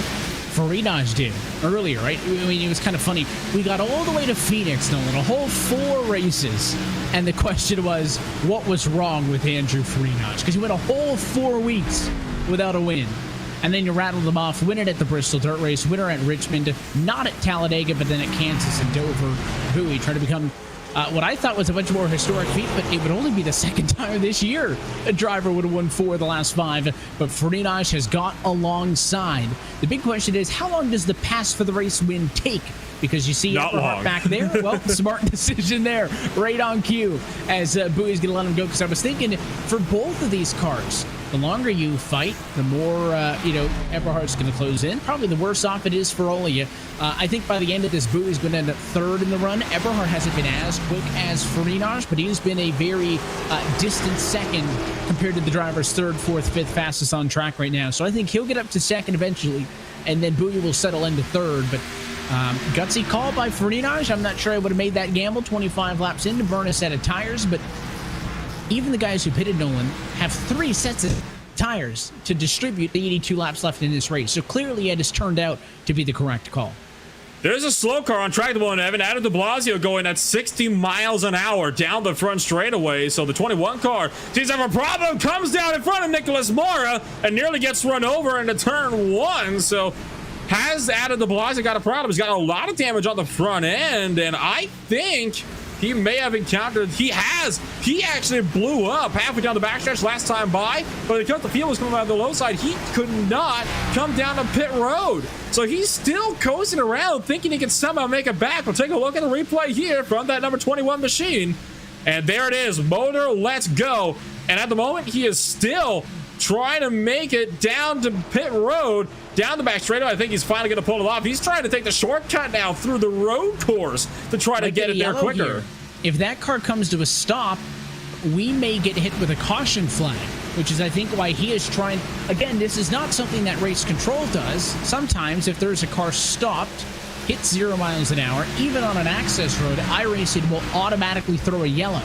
So I think what Adam de Blasio is trying to do is just get to pit road before he comes to a stop to avoid yellow flagging this race. That would obviously be a second caused caution of the night for him if it were to happen. So he does make it to pit road. What a legend. We're talking, he drove a lap and a half with no engine to come down pit road. I mean, that blew up off of turn 2 a lap and a half ago. He made a full lap and then some to bring that thing down pit road. He actually might even make it back to his pit stall yet. I think that's what he's trying to do here. But power to the 21. He certainly put it in the effort there to try to maybe just creep it in there. Has he actually? He's done it. He goes and blown with the backstretch, goes a lap and a half, and actually gets to his pit stall. What a legend. So now, as long as this race goes another, 45 minutes, you can get a new engine put in it and come back. There's no damage clock in the sim. Just a motor in it. Get a spot or two. Good adversity there from Adam de Blasio to get that car to pit road after his night started so well, and then went downhill with some of the contact a little bit earlier on in this one. We pick up the battle for 21st. We were watching it while we were so fixated on the 10-mile-an-hour crawl to pit road. But this battle has Thomas George, Joseph Tice, some of the other drivers in the mix as well. These are all drivers who have not been down pit road tonight, so they're on 73-lap-old tires. We're going to be halfway in a lap or so.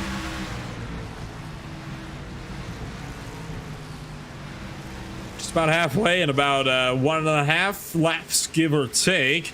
Thomas George still trying to fend off Joseph Tice, but it looks like Tice in his Number 5 machine does manage to pick up the 21st place, tries to clear, nearly runs himself into the wall. Thomas George gonna make a run around the outside now in his Sirius XM number 9 Chevrolet, but just has nothing on the team possessed machine up in front. As the onboard look with Washington coming into tonight 19th in the championship standings, 20th on the playoff grid, still not out of it points wise. The bubble driver coming into tonight would have been Thomas George, 258 points. Actually, Rhett McBride, I should say, sorry, 278 points. Washington a stone's throw from that at 31 points off. Not impossible, but there's 4 weeks left. You just got to get a couple here, a couple there. David Washington not out of this one yet, but he's gone the wrong direction, and all of that, of course, cycles back to, we talked about the implications that one major pit decision has had on this race. Washington did pit, but he has been unable to get around. I mean, all these cars around him, George, Tice, Silver, all on older tires than him, but he just hasn't been able to maintain, I think, the tires on the long run like some of the other guys. It takes a certain, type of driver to be able to properly make a run, and on the longer tires, on the more burned out rubber. And we're talking about some drivers that are, having to start with burned out rubber. Take a look at Matthew Marr in the 23 machine making a pit stop, and this does appear to be a scheduled one for the number 23, coming down from the 38th position to put himself yet another lap down. We're at that point. I think a lot of guys are going to start taking considerations here, and sure enough, David Washington is down to pit lane. So is Brandon Six. Pit road is now open for all of those guys that have not made a stop yet here in this race. And Washington's in, even though he did. So I think he just doesn't want to get on he doesn't want to fall behind the 8-ball and end up as the guy with old tires. So maybe my guesstimate at 90 wasn't terrible. I think drivers pitting down because we crossed the halfway point in the race. It makes a little bit more sense.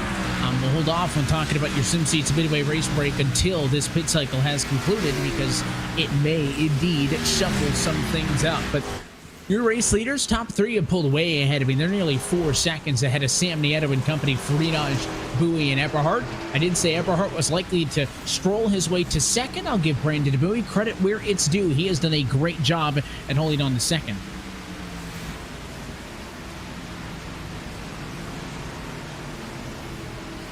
So far, single file through a good portion of the field. This run certainly has stretched out. It is, quite obviously the longest run we've had so far on the day. And now we're seeing the entire field spaced out across the entirety of the Magic Mile here in New Hampshire. Which goes to show that if you can get yourself a longer run, it could really do good things for you. Take a look back at the battle for 5th and 4th. Michael Kozia Jr. and Sam Nieto looking to do battle. Of course, Michael Kozia Jr., one of those drivers that did come back down on lap 25, and Sam Nieto has yet to pit. So if I'm Michael Kozia Jr., I would debate maybe not even bothering fighting down with Nieto, because he's going to come in within the next 4 or 5 laps anyway, given the trend that's been going on elsewhere with guys with this strategy. Yeah, I mean, you would think that once we had that big rush of about a half a dozen cars to pit road, your race leaders would have followed suit, but it appears they want to fight this one out. So Nieto trying to hold off the likes of Cozy and others. Of course, Nieto on the older tires, so has a bit of an uphill battle here. There is some damage on the back of the 99. I don't remember if I saw that damage. I wonder if that's recent. It might just be. You never know. I mean, we have seen this sort of thing before taking place all throughout the course of this race. But I mean, I'm jumping back several laps, and that damage is still there. I think that might just be, actually, Evan, from the earlier runs we were seeing. Oh, hello.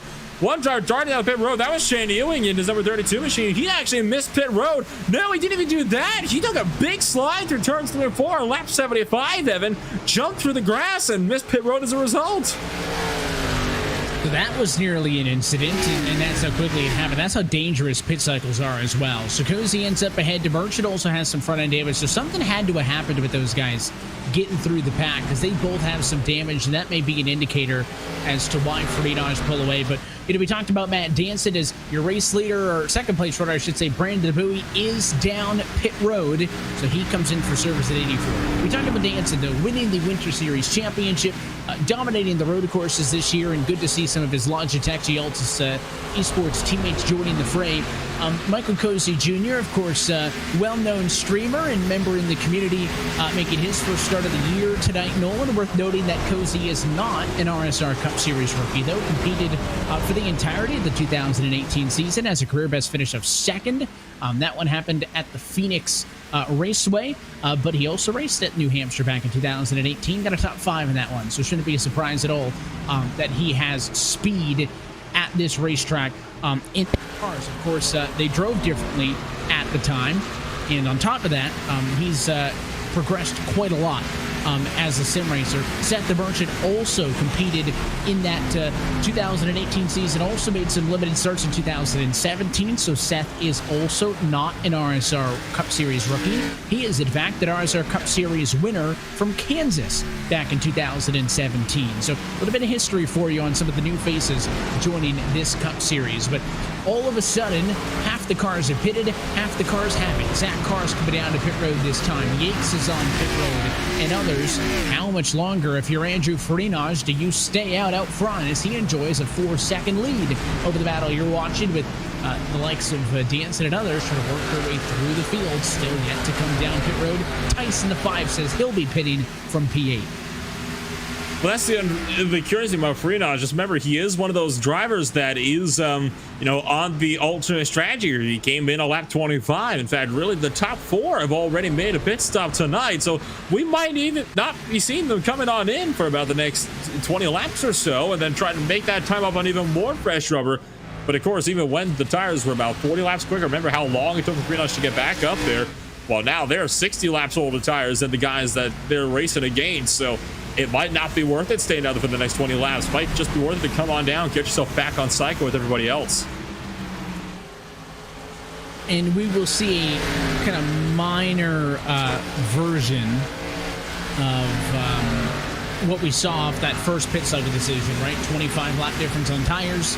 That's why you had such a speed difference with the guys coming to the field. You have a little bit of that. You'll have guys 5 laps fresher than somebody else, 10 laps fresher, but they're going to be spread out, so it won't be as crazy as some of those other restarts were. But honestly, I'm surprised Freenage just stayed out, because the cars that are going to undercut him, Nolan, who have already pitted, have got fresh tires. They're going to be running probably 1.7 to 1.5 seconds faster for a couple of laps, right? So they're going to make up time. Very likely that Andrew Freenage pits here and does not go back to the race lead. Then, of course, he'll have the tire advantage on the back end, could easily drive back to the front. But I've just always been a fan of the undercut. 4 wide just behind Nicholas Johnston, Jeremy Miller, Silver, and more, all going for breast through 3 and 4. So, once again, pit strategies bring up a little bit of spice, even this deep into a green flag run. The 3 and 4 wide still very much possible. Thomas George is down on pit road at the moment, currently dropping well down the timing order. We look back to Jeremy Miller, one of those guys on fresh rubber, working his way up the inside of Nick Silver, going to also pick off, or try to pick off, Tom Moreno. Nicholas Johnson is also trying to follow through with that 27 machines. At this point, we're watching guys here that are just trying to pick their way back up through the order and regain lost time through those pit stalls. They're now closing in on Seth the Merchant and Michael Coase Jr. And for the Logitech Gialtis esports drivers, these are, by the way, are people that are trying to unlap themselves here, and Bill is racing pretty aggressively to do so. Yeah, lap times here at New Hampshire in the low 30s. Drivers spend anywhere from 36 to 38 or so seconds on pit road for a normal pit stop. So pitting, even if you are the race leader, means that you will lose your lead lap status. At some racetracks, if you're a race leader, you're far enough ahead that it's not an issue.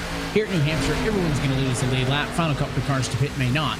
But there's only 16 cars on the lead lap right now. Highest runner of those who has pitted is Brandon DeBuey, no shock. He and Daniel Eberhardt already back inside of the top 10. And through all of this, we're talking about strategy and whatnot. I mean, Cozy and DeMerchant, Dylan Jones, Matt Danson have just all been fighting like their lives are on the line. Casto just pitted from behind them, but not only are they staying out, but they're all having to work pretty hard in traffic, not only fighting against each other for position, but also trying to deal with all those faster lap cars who are pitted coming around them.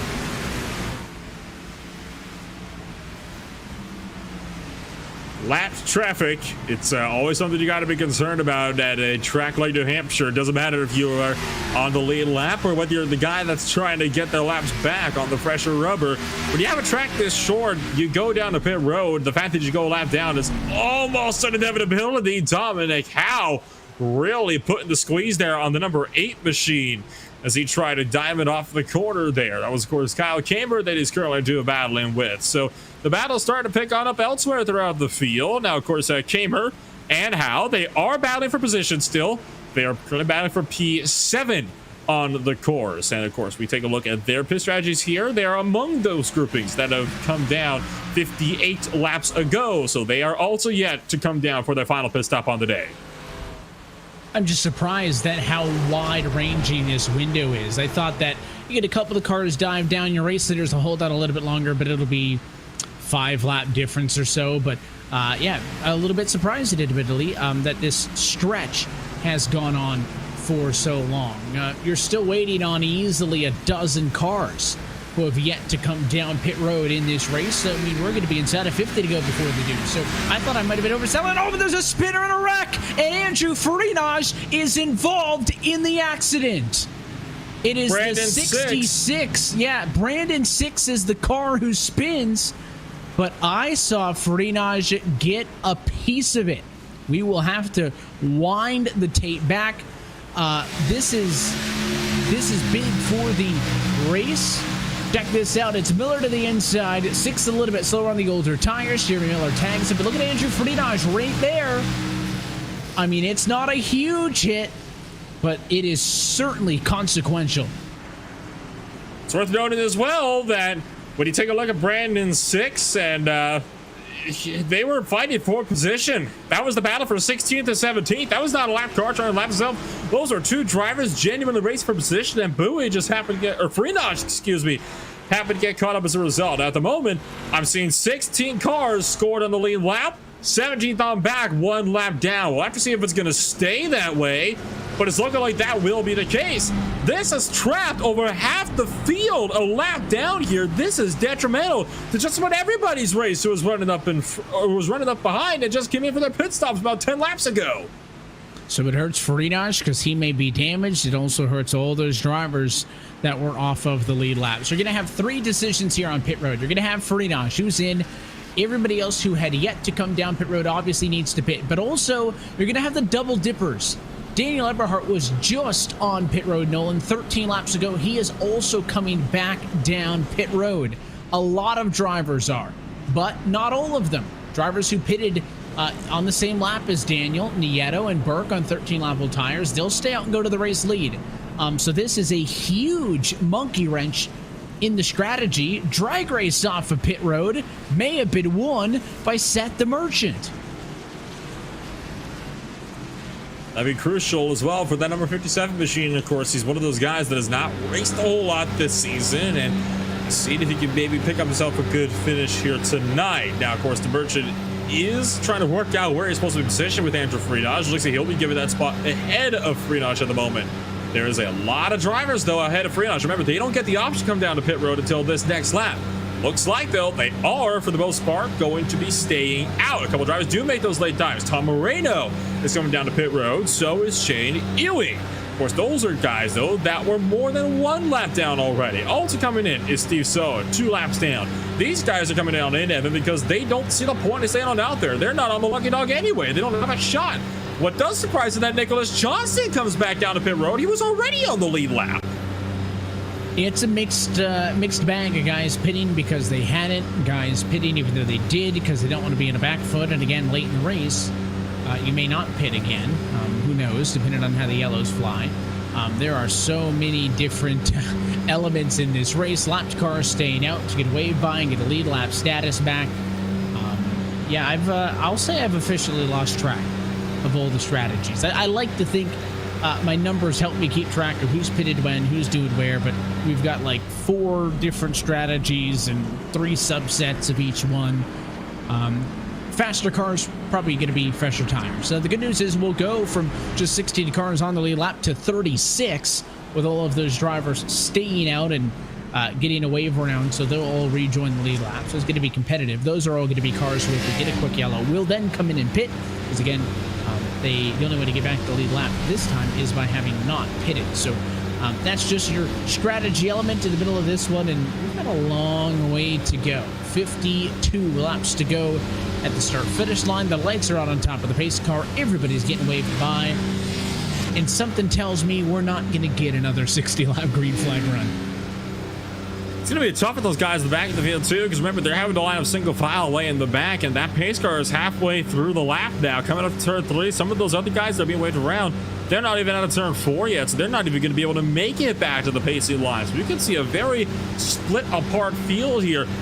Coming around through turns 3 and 4, who leads the way? That would be Sam Nieto. Bradley Burke second, Cozy Jr. 4th, Freenage collected that latest accident in 4th.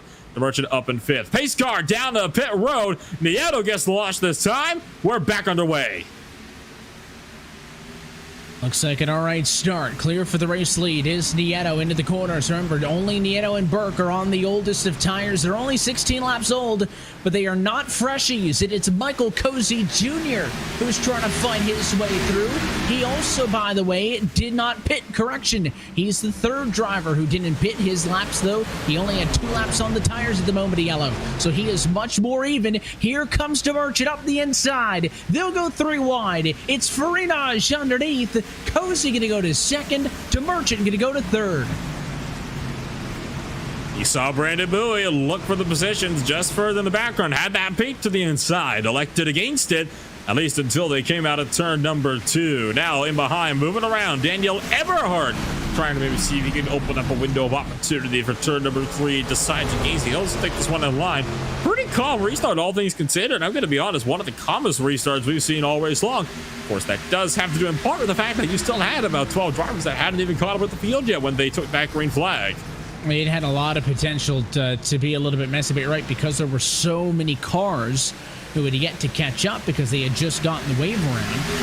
That is why, or at least a part of why, things were so spaced out coming through to the restart. But it has allowed the mid-pack battle to race on. You can see the likes of Dylan Jones and Eberhardt Bowie fight for some more. Freenage is holding his own in 4th, but at the front of the field, Sam Nieto under fire. Michael Cozy Jr. to the race lead with his teammate Seth the Merchant to second.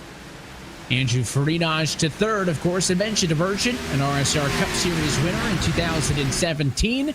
Cozy did not win at all when he competed in the 2018 campaign. A win would not lock him into the playoffs. He is not playoff eligible making his first start tonight, but man, would it be the storyline.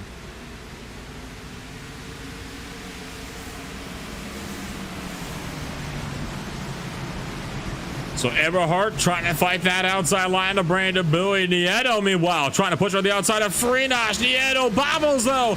Loses a lot of time back to the 94 Mustang, along with Brandon Bowie and others in the field. One driver way down low. That's Steve Soa in the number 75 car, just letting this leading field through and deciding he's going to kind of let this sort itself out at the moment. Tell you what, this has been a bit of an anticipating start, to say the very least. We're now under 50 laps to go. A lot of these drivers, especially those further in the back of the field, they got to know it's a bit more crush time. Whoa, the other gets turned! Collects Dylan Jones! Jones spins! Danson spins out as well! Caution flag flies! That is the caution, Evan, that everyone in the back needed. There's a second crash actually in turn 1 as well. Cody Harris has also been turned around at the tail end of the field. It is messy as that number 20 machine goes around, but then I think that the 2 machine, I should say, is where it started. Of course, the 20 Dylan Jones is the one who ends up getting involved in it, but I think it was the scatter and the checkups that kind of caused all the secondary incidents, but the primary contact was between the 90 and between the 2 machines. So 2 different incidents, and I tell you what, nobody seems to be very happy about either of those 2 incidents. Of course, it was actually that second one, surprisingly, that brought out the caution flag, which was for Dylan Jones spinning, and not Cody Harrison against the outside wall in turns 1 and 2, which it doesn't make too much sense to me, but that's just how it happened to play out. Nieto comes down pit road. Quite a few drivers will be coming down pit road, as it turns out. Nieto, no surprise there. He, of course, had to struggle with getting himself caught up in that wreck, and now here comes down everybody else who had not pitted and stayed out, so they get themselves on the lead lap. This is the caution that they were hoping for. Yeah, and just confirming, I was just looking at the lights on the pace car. It was the Cody Harris incident that is the trigger of the yellow. I thought that it was the other one, and Cody Harris just thought it was on him, but the caution lights did not come on until Cody Harris went around. So maybe the correct call in him for claiming responsibility for the yellow. That'll end up with him for an end of the longest line penalty. But you're right. Race leaders, no reason to pit. They were in 10 laps ago. But all those wave around cars coming in to get their tires now, it makes sense. And now these guys will actually have the advantage as we take a second look at what happened further up the field. The 90 and the 2, maybe a bit of a touch there, and that's how the 20 ended up turned around. And then there is Cody Harris destroying the fence behind him. Trying to knock it down, as a matter of fact. These two incidents, of course, they are completely unrelated. We'll take a look now at this one that happened further down the order. Harris is racing it out with the number 5 machine up there of Joseph Tice. Oh, he just loses on his own. Lost it up by himself and overcorrected. So that would be why he was quick to claim it. And I mean, man, that thing snapped up the hill. We've seen a lot of drivers get loose, and they really haven't been able to catch the car, right? They've all been lazy spins to the bottom. His thing gripped up real quick, and he didn't have a chance once that thing pointed out to the outside fence. I've seen that exact situation at flat tracks like these so many times before. If you're at a track that's got a lot of banking, like say Atlanta Motor Speedway just last week, you can actually crank the wheel really hard and save the car like that. Not at a flat track, you can't. We've kind of seen it play on 2 different ways as well. Remember that last caution that we just had?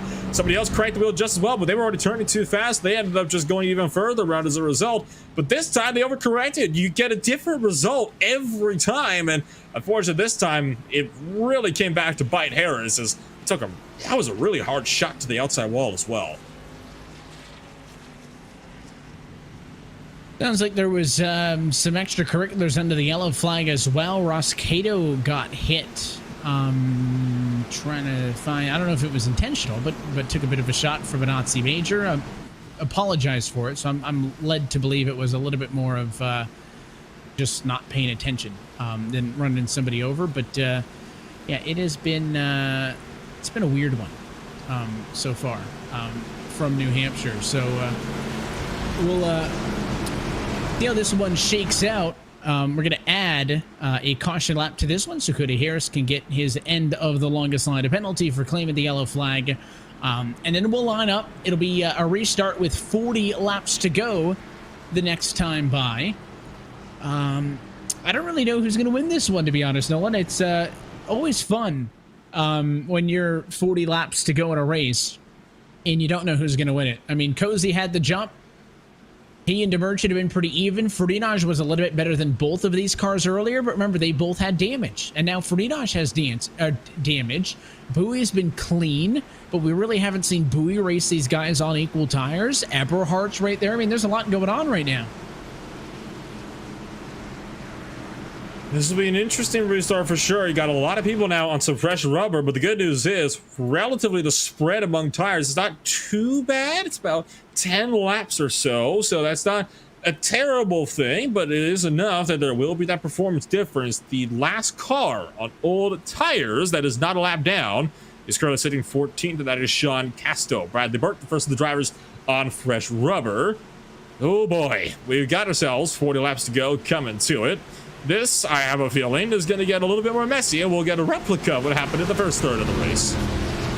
See how it shakes out. Could be one of many late race restarts here this afternoon at New Hampshire. Pace car off it in. Michael Cozy Jr. to the green flag. This race back and away, and a good jump for Farinaj. He'll go down to the inside, side by side with Seth the Merchant for second.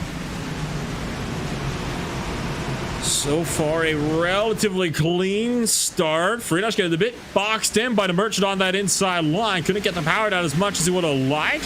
A couple of drivers darting and weaving around the different lanes further in the back, trying to find a proper way through.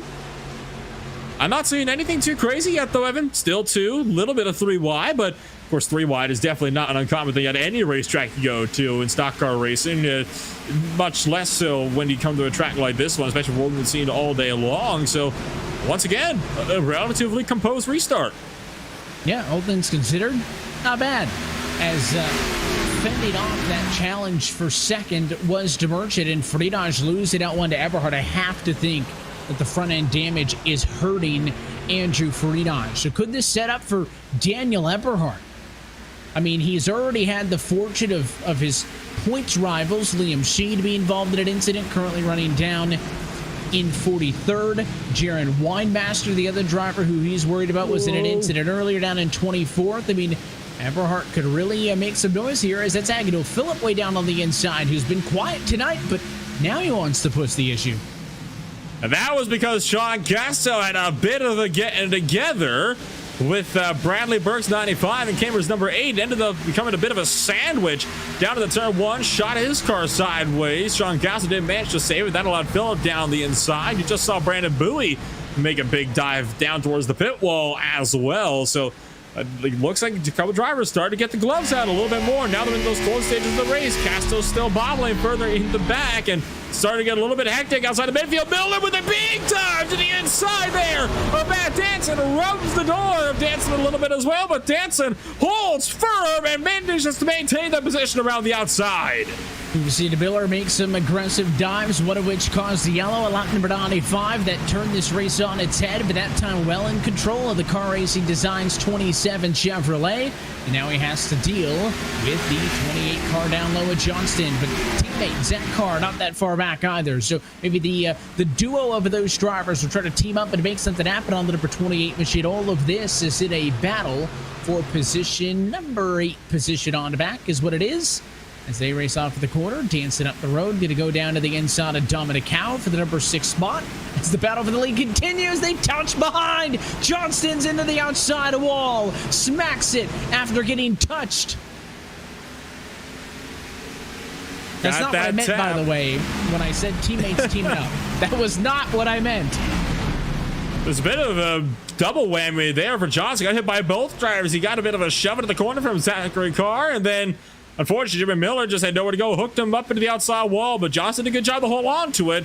He's just trying to cover lost ground. He saw Kamer looking for the inside, just completed the pass to get back past William Schmidt in the battle for 12th place at the moment. Further in behind, here comes Rhett McBride looking out the inside of his number 15 machine, trying to see if he can find some ground. Working hard, trying to do stuff side by side up the road, though, in the battle for the race lead as well. It's all over the place, but it is Seth DeMerchant to the outside of his teammate, who forces his way through. DeMerchant looking for the race lead at lap 119, and you're on board with Daniel Eberhard. He wants to join the party as well on the outside. The teammates nearly touched off of turn 2.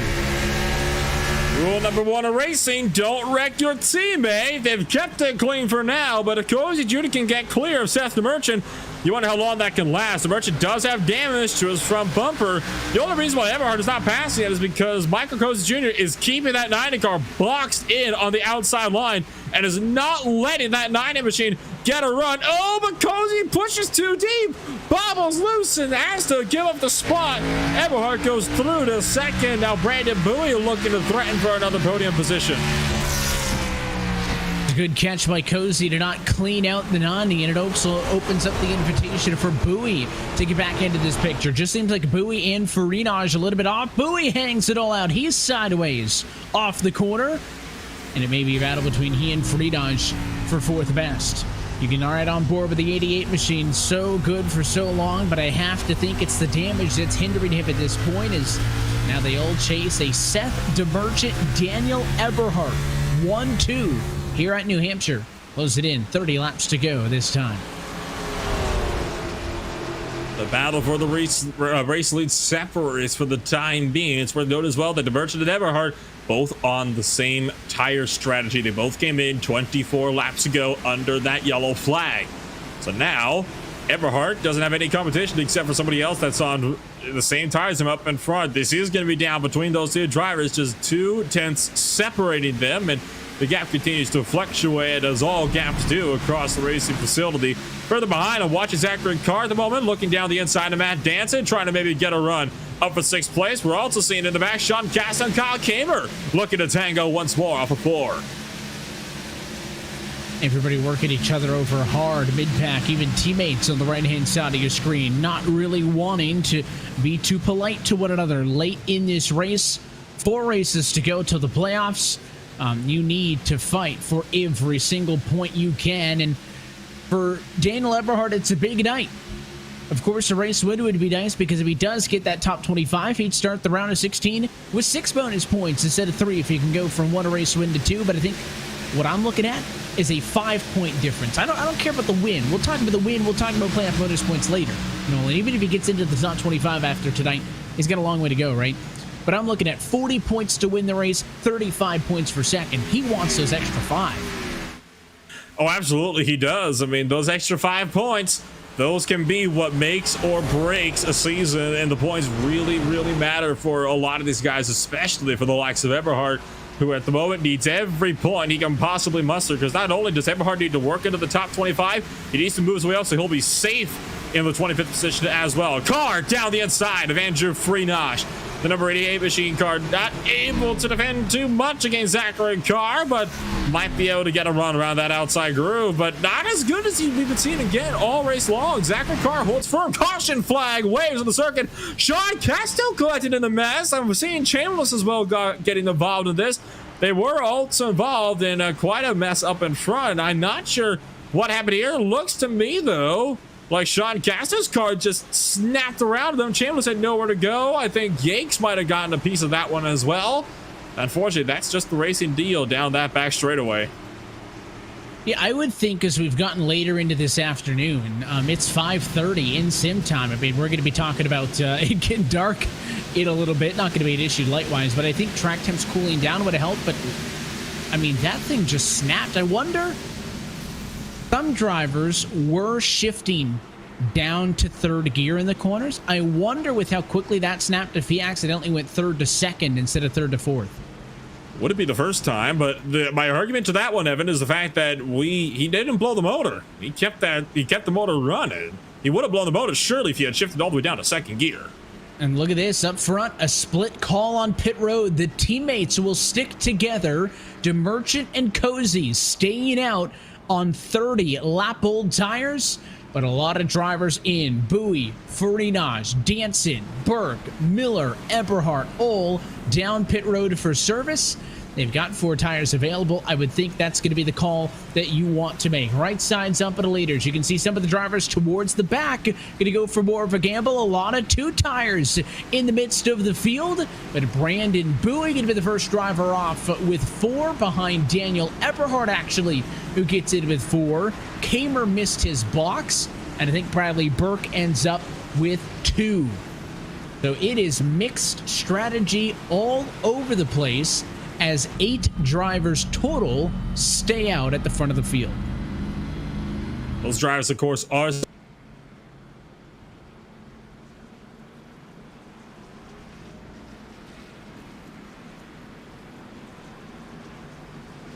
He was collected big time in that latest caution, and he's missing a front hood as a result. So why Joe Yakes would stay out is frankly beyond me. Well, there's always somebody who is willing to gamble. His laps, they only got 20 laps on the tires, so could have been worse. Yeah, they're always going to have somebody for the back. I mean, I don't think there's a surprise that Seth and Michael stay out, McBride, Thomas, I mean, Lariah, even Grant Davis, David Washington. I mean, these are guys who have just kind of been stuck through the midfield for a lot of tonight's race, so I'm not surprised by them doing that decision. But I mean, Bradley Burke on the 2. I think Daniel Eberhard's got a real good chance to win this race. The question is 30 lap difference on tires, or 20 lap difference on tires to McBride through Yakes. 30 lap better tires compared to the Merchant and Cozy 1-2. Nolan, that's very similar to the 25 lap difference we saw early in this race. Remember how fast Greenage and all those guys slice through the field. If they get the green flag laps to do it, Daniel Eberhardt could be in a real good spot to win this race on that call.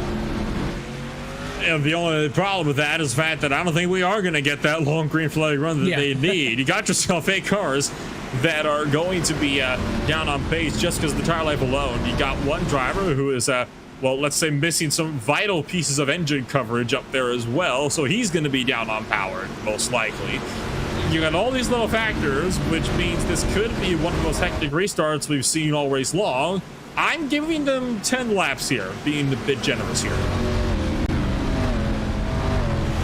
Well, who's ready for a late race restart at New Hampshire Motor Speedway? Seth the Merchant in control for the first time tonight wants the outside line as the control car.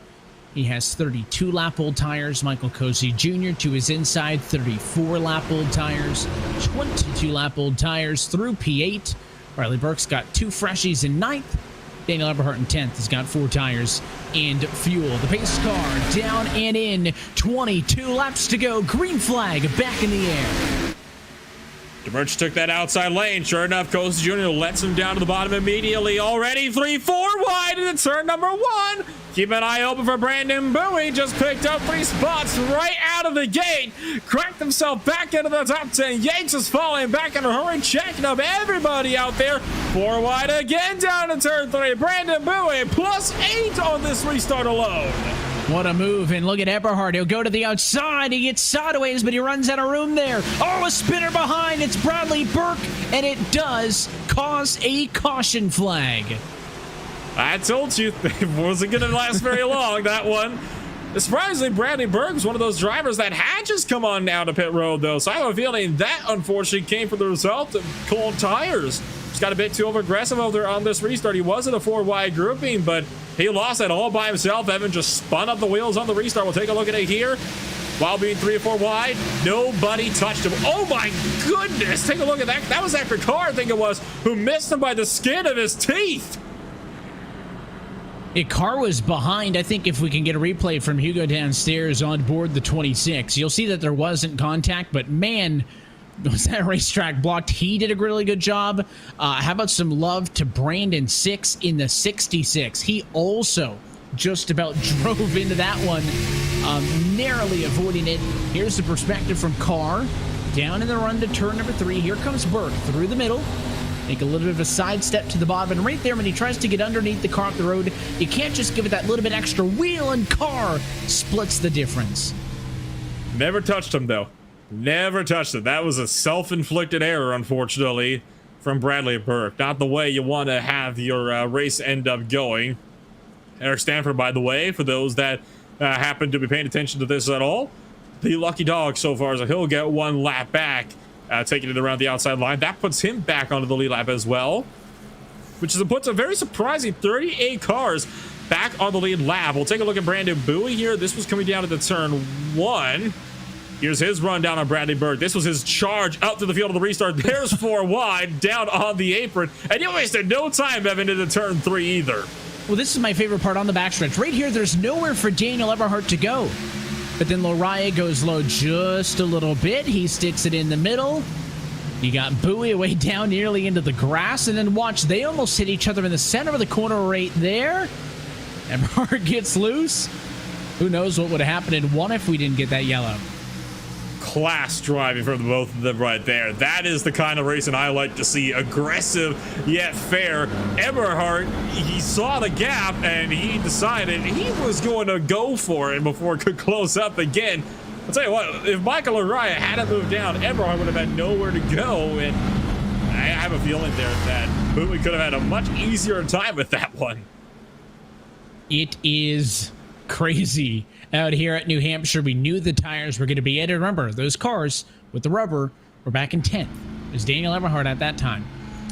But Brandon Bowie is up to 5th, so they're going to both occupy row number 3. I mean, this thing's going to run out to the clock. I still think Brandon Bowie or Daniel Eberhardt have a better chance at winning this race than DeMerchant and Cozy, simply because if they keep driving on the apron like that, they can get a spot, even if we only get 10 seconds of green flag race, and they're going to immediately go for a spot in the run down to turn number 1. Seth the Merchant deciding to go to the outside, but the caution flag came up before we came around. So we go to a single file restart. This is going to make the checking up worse on the outside, Nolan, and it doubles the gap between Eberhard and Bowie and the race leaders. Instead of on row 3, they're back on row 5 and 6 on their own.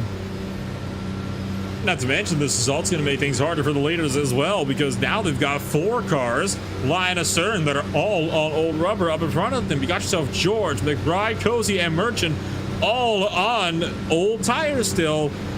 And all that Brandon Bowie still has to work his way up to the front. I tell you what, though, Brandon Bowie is in prime position now to take over the winniest driver on the season, at the very least, going for a 5th win tonight.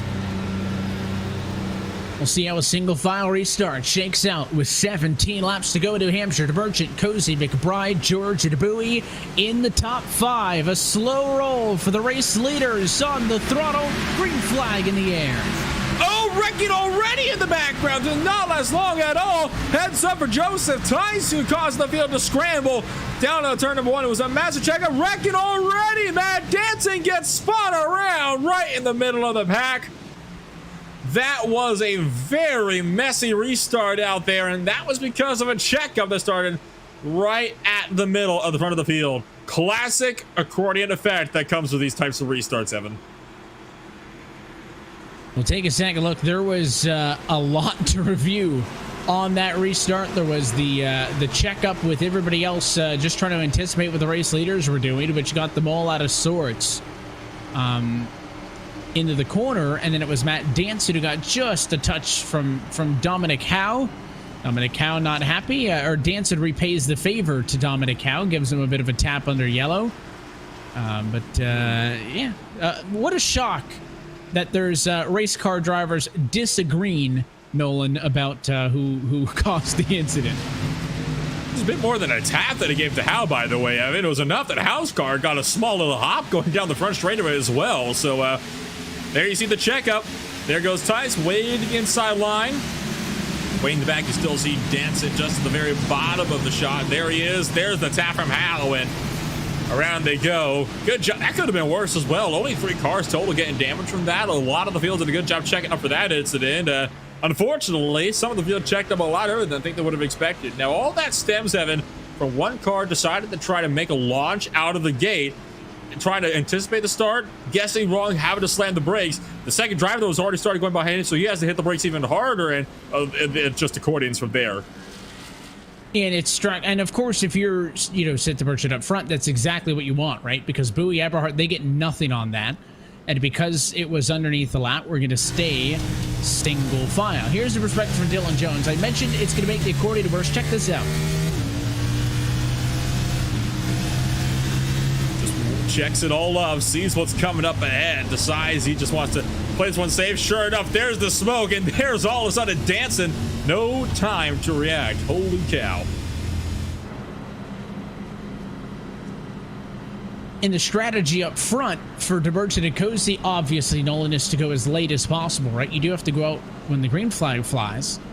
But you're going to wait the longest because the checkup is good for you. I mean, if they wreck on a checkup, 4 laps under yellow is 4 laps less than Bowie and Eberhard catching up to them. So that's the incentive for DeBurton. Double file restart, you might want to go early. Single file, you're going to go at the very end and hope that you get somebody to bite. And they kind of coax those top 15-ish drivers right there to try to guesstimate that start and then run each other over. Well, it's also good to kind of change it up as well. Remember, you got the likes of Freenage and Bowie, who have been going very, very early so far in all of these restarts. They decided to keep it late, and sure enough, look what happens. Oh my gosh, wow. Car. You see the wheel on that one. Through there. He had to have gotten a penalty there for passing under yellow, but I honestly would hope that would be one that doesn't stand around, because, I mean, it's either that or he plows in the back of another driver and they don't even make it to start finish. I mean, take your pick, right? So we will go through the procedure again. Single file. This time with 12 laps to go. Can the Altus cars up front ride the yellow flags long enough to not be challenged by the likes of Bowie and by the likes of Daniel Eberhard? So pace car going to be in this time. We'll see how it shakes out. Of course, McBride and George all in the mix as well. But again, that 15 to 20 number on the restart. That midfield is where you need to watch for drivers firing off correctly. Set the Merchant looking for his first win of the year. Of course, has only made just 1-2 starts to this point. Just the second start of the year, but looking for his second career SimSeats RealSimRacing Cup Series win with 38 cars on the lead lap, lined up single file to put lap number 139 behind us. Here's the slow roll. There's no surprise. Green flag in the air. 12 laps to go. Learning from the first mistake and not repeating it this time around. With double file ready, here comes Bowie, already 2 for 2 on the restart. Now he's just got the Logitech G Altus teammates. Caution again! What is happening at New Hampshire? This is a car stopped outside wall of 2. It's David Washington. This time around, the number 98 car crashed at 10th place. This one was contact with Zachary Carr. Tell you what, this is turned into a very, very ugly race here, Evan, and this one might not have needed to be a caution. I think we could both say. Yeah, I'm not sure if I've ever seen a caution. It must have happened when the car came to a stop, is my guess. Well, that's what it was. It came out right when he came to that complete stop. That's an interesting one, though. I mean, you'd think you'd keep it going, right? Not lose all those positions. I don't know what you would have been hoping to gain through that. I mean, yeah, it's another yellow, but it doesn't help you any. You're down to the back of the field now.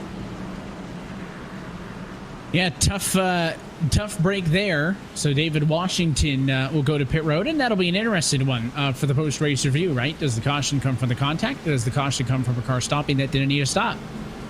Well, that's what I was actually about to point out. That could be exactly what he's trying to do. He knows he got hit and he got put in the outside wall.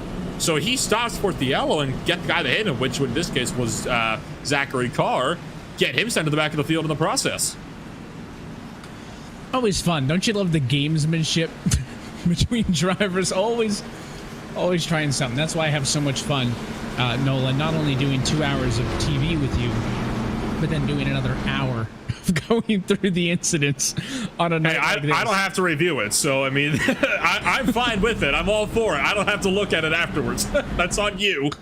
Big things did happen, though, on that restart. Brandon DeBuey was able to drive his way up 2 positions on the inside. One thing to remember is that you cannot pass or change lanes on the restart before the start-finish line. It's awfully tight, but nobody broke the rule. Brandon DeBuey got to the inside, and even in that very short run, went from 5th to 3rd. So he finds himself now up into position number 3. I mean, he's going to run out of restarts, so Brandon DeBuey is going to need to be awfully aggressive here, but he at least has a shot at this thing. So now that we're getting under 10 to go here, Evan, I think there's another factor in this race that we haven't seen a little bit that we have to start worrying about. Green-white checkers, I'd say almost an inevitability at this rate. How many are we going to be having is the bigger question. I would not be shocked if we burn all 3 of them. We do not have unlimited attempts at an overtime finish like you see in the NASCAR Cup Series, still using the magic number of 3. See if we need to use them all up. If we do get to overtime, it'll guarantee that all of those restarts will be single file. Of course, this will be, what, the 3rd or 4th consecutive single file restart? And a lot of the drivers, by the way, not a fan of the single file restart, of course, because it makes it harder to pass Nolan. But of course, it was, ironically enough, the drivers who voted on instituting single file restarts to limit wrecks. So, race car drivers, you gotta love them. We'll do this time. Next time by, going to be 7 laps to go. Again, just watch those drivers trying to time that start-finish line perfectly. That's how you can lead the checkups, but if you time it right, you get a real good look on the bottom. It'll be wide open into turn 1. See, I think the reason why we've seen DeMerchant and Cozy Jr. stay out in front this long is because of the single file restarts. But Brandon Bowie has shown that a single file restart or not, he's going to get that lead sooner or later. I mean, you can't stop him, so how are you going to fight him? You really have to be careful of that. I think at the moment, Michael Cozy Jr. is in a bit of a predicament here. Does he decide to race his teammate? Or does he sacrifice himself to allow DeMerchant to get a gap in the event this goes green? He could be a buffer. or he could fight Seth, and they could both lose this race. Pace car going to be in. 7 laps to go in the sim seats. 151 at New Hampshire. This time they go early, and nobody saw that one coming. Green flag in the air. They'll lead to turn number 1. Here comes Eberhard on the inside of McBride for 4th. That was a calculated move there. Both those cars, they left at the exact same time, leaving Bowie in the dust. They knew exactly what they were doing there. They really gamed the system. They left it late the last 2 times, but Bowie's not fighting back. He gets into the door, and Michael Cozy Jr. watches up that track in the process, loses out to Eberhard as well. Might lose out to McBride as well. Brandon Bowie getting too aggressive on the restart and costing himself in the process. He had the speed, but Brandon Bowie throws it away at lap 145. He got tight. He got into Cozy. He's very fortunate he and the 99 didn't wreck out of this race. Bowie still has speed, but he falls down to 4th. He's more than a second off of the race lead. Now it's Daniel Eberhard on the charge. Who, the number 90 car with some 30-lap better tires, up to 3rd. 5 laps to go at New Hampshire. Can he get Cozy? Can he get all the way up to Seth the Merchant, who's pulling away? I believe by now, once they get back to the line, another caution pushes us right into a green-white checkered. So by now, you got to start to think, do these Legend Toyotas esports guys want a caution? They want to try to maybe fight this one out, trying to end it on the scheduled number of laps. Eberhard with a run around the outside line, gets the jump on Cozy and clears the 99 just barely into turn 1, but takes the wider line anyway. That allows Cozy to fight back, but it will be all for naught. Daniel Eberhard up to 2nd, trying to go for 1st. Daniel Eberhard, a race winner at Las Vegas, looking to race his way into the top 25 into points to fight in the playoffs this year. Just trying to hold off a Seth the Merchant, who's just here to spoil the party. This time by 3 laps to go. The difference between the two of them is just a 1/4 of a second. The 90 has been so good up top, but if you're the Merchant, how aggressive do you block? Look at Eberhard, dime in the corner with a big run out of turn 2. Stepping that back end down, coming to 2 to go, 1/10.5 away. He is still closing. Eberhard has got the speed. Gonna try to go around the outside line. Daniel Eberhard going for the race lead. Behind! Cozy gets stopped outside for 2nd place. The caution waves. Can the field avoid him? They managed to miss him. Michael Cozy Jr. gets turned around by Brandon Bowie, who sent him coming to the turn 3. And Daniel Eberhard has to settle this one out on a green-white checkered. And it was, again, contact from Bowie. The 34 over the course of this hot streak has been on, Nolan, has been so disciplined, but just over-driving it too much. And with this incident, it may have cost Daniel Eberhard the win. Eberhard was going to the outside when this happened. Bowie again to the inside. Cozy was giving him room. This time they touched, and this time they spun, and it was the 99 car sideways. Good piece of driving by Cozy to hang on to that thing. He'll only drop to 13th position, but wow, some fireworks coming to 2 to go, and yes, we will go to sim seats overtime here at New Hampshire.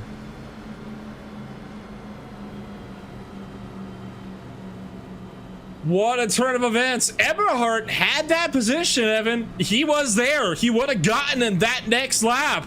But Brandon Bowie's over-aggressiveness is going to send it way to the back. Now, it's important to note as well, Brandon Bowie is not claiming the caution.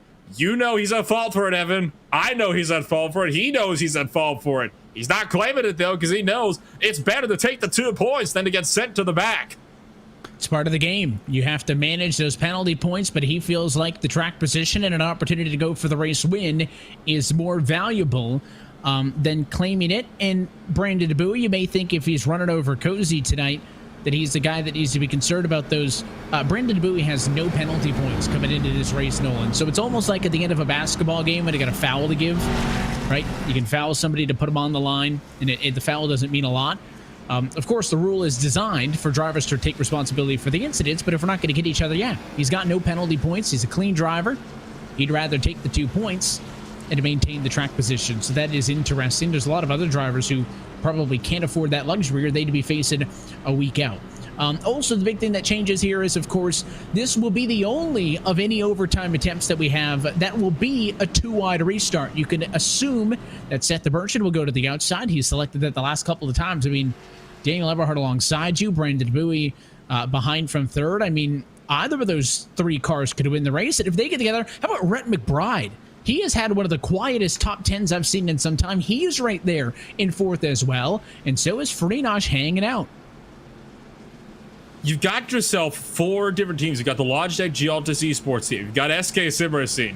You got yourself Keeping It Real. And then, of course, you also have yourself Steel Horse Racing. 4 different teams, 4 different drivers, all 4 of them equally wanting to go for a win tonight. The Merchant looking for his first win. Daniel Eberhard looking for a win he desperately needs to lock himself into playoff contention. Bowie trying to go for his 5th win on the season. And Rhett McBride trying to pick up another win to also cement his position into the playoff contention as well. So you got yourself all these various little factors, and it's all going to come to a head. Don't forget Freenash. He is also down to 5th place, also trying to go for a 5th win tonight. There's a lot that can happen. This is why you tune in to the end of the race. Seth the Merchant, I just said, would likely go to the outside, but for the first time as a control car, he wants the bottom.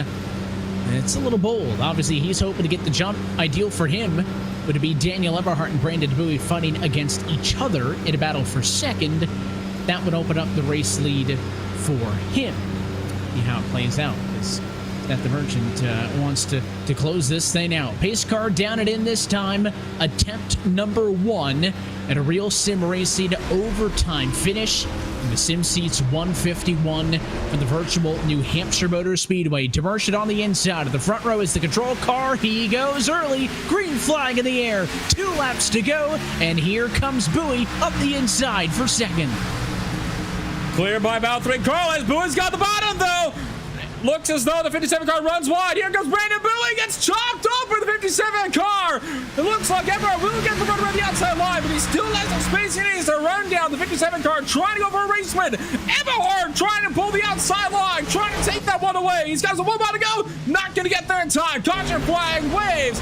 Kyle Trudell, Michael Cozy Jr. tangling at the tail end of the field. 3 wide with Sean Kalis.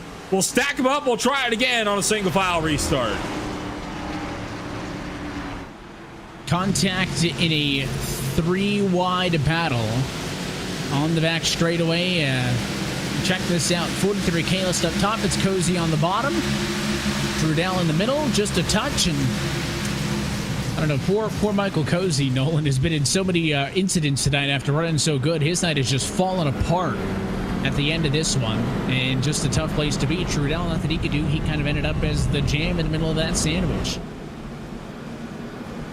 The colorful language on the radios continues to fly. This is it's interesting to listen to, I'll tell you that much, Evan. I just love the drivers who complain about the single file restarts, because when we didn't have the single file restarts, they complained about wrecking on the 2-wide restarts. Welcome to league administration. You can never make anybody happy. I've learned that the hard way. You gotta race car drivers, man. You gotta love them, right? Oh yeah.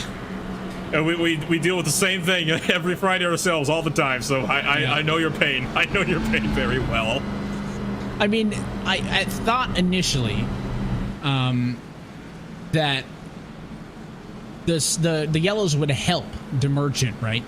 When it was he and Cozy 1-2, like, oh, the yellow flags will help them. At this point now, I think that they certainly have. I think Daniel Eberhard has had 3-4 opportunities, Nolan, to pass to Merchant, but when he gets within the car, like he needs a little bit of time to build it up, right? Seth has the advantage as the control car, so he needs a little bit of time to build this thing up. But then by the time he gets to him at the end of the lap, there's a yellow, and we reset. Now, again, with 3 restart attempts, if the Merchant goes slow to check everybody up and they wreck, I mean, you got to get to the white flag for it to be official. There's a real chance that we finish this race under yellow. Remember, I also want to point out, and I'll get a bit off topic here, but remember how earlier in the race, Adam de Blasio blows his motor, coasts a lap and a half, comes back to 45 minutes later. Well, guess who just got the lucky dog? He's back. I told you, 45 minutes, get the engine fixed. There's no caution clock. Get it fixed. Get back out there on track. I'm just looking for him in the points. He's not going to catch anybody, but he did just pass Steve Soa, so he has gained a position. Oh, props to him. I mean, it goes to show why you don't quit. He actually has been out there running, by the way, for about 30 laps or so. I'm showing lap 69, 32-minute lap time. That will be when he's getting his engine fixed for sure. It's a bit interesting, isn't it? Because, I mean, when you take a look at all these, you can actually mark as well on his lap times where all the cautions are. He came out right when all this caution business started. He's been working his way slowly up as people get more and more eliminated throughout the course of this race. The lights on top of the pace car should be going out this time. We will go to attempt number 2 of 3 at a RealSimRacing overtime finish. It'll be DeMerchant 1, Eberhardt 2, Bowie, Farinaj, McBride, the top 5. Brandon Bowie's had so many opportunities to win this race, but the bottom, which worked so good for him early, Dolan, just has not worked recently. He's gotten tight. He's made a lot of contact. I'll put you on the spot here. Coming to restart attempt number 2. What are you thinking? I think Daniel Eberhardt might get around that outside lane. I honestly do.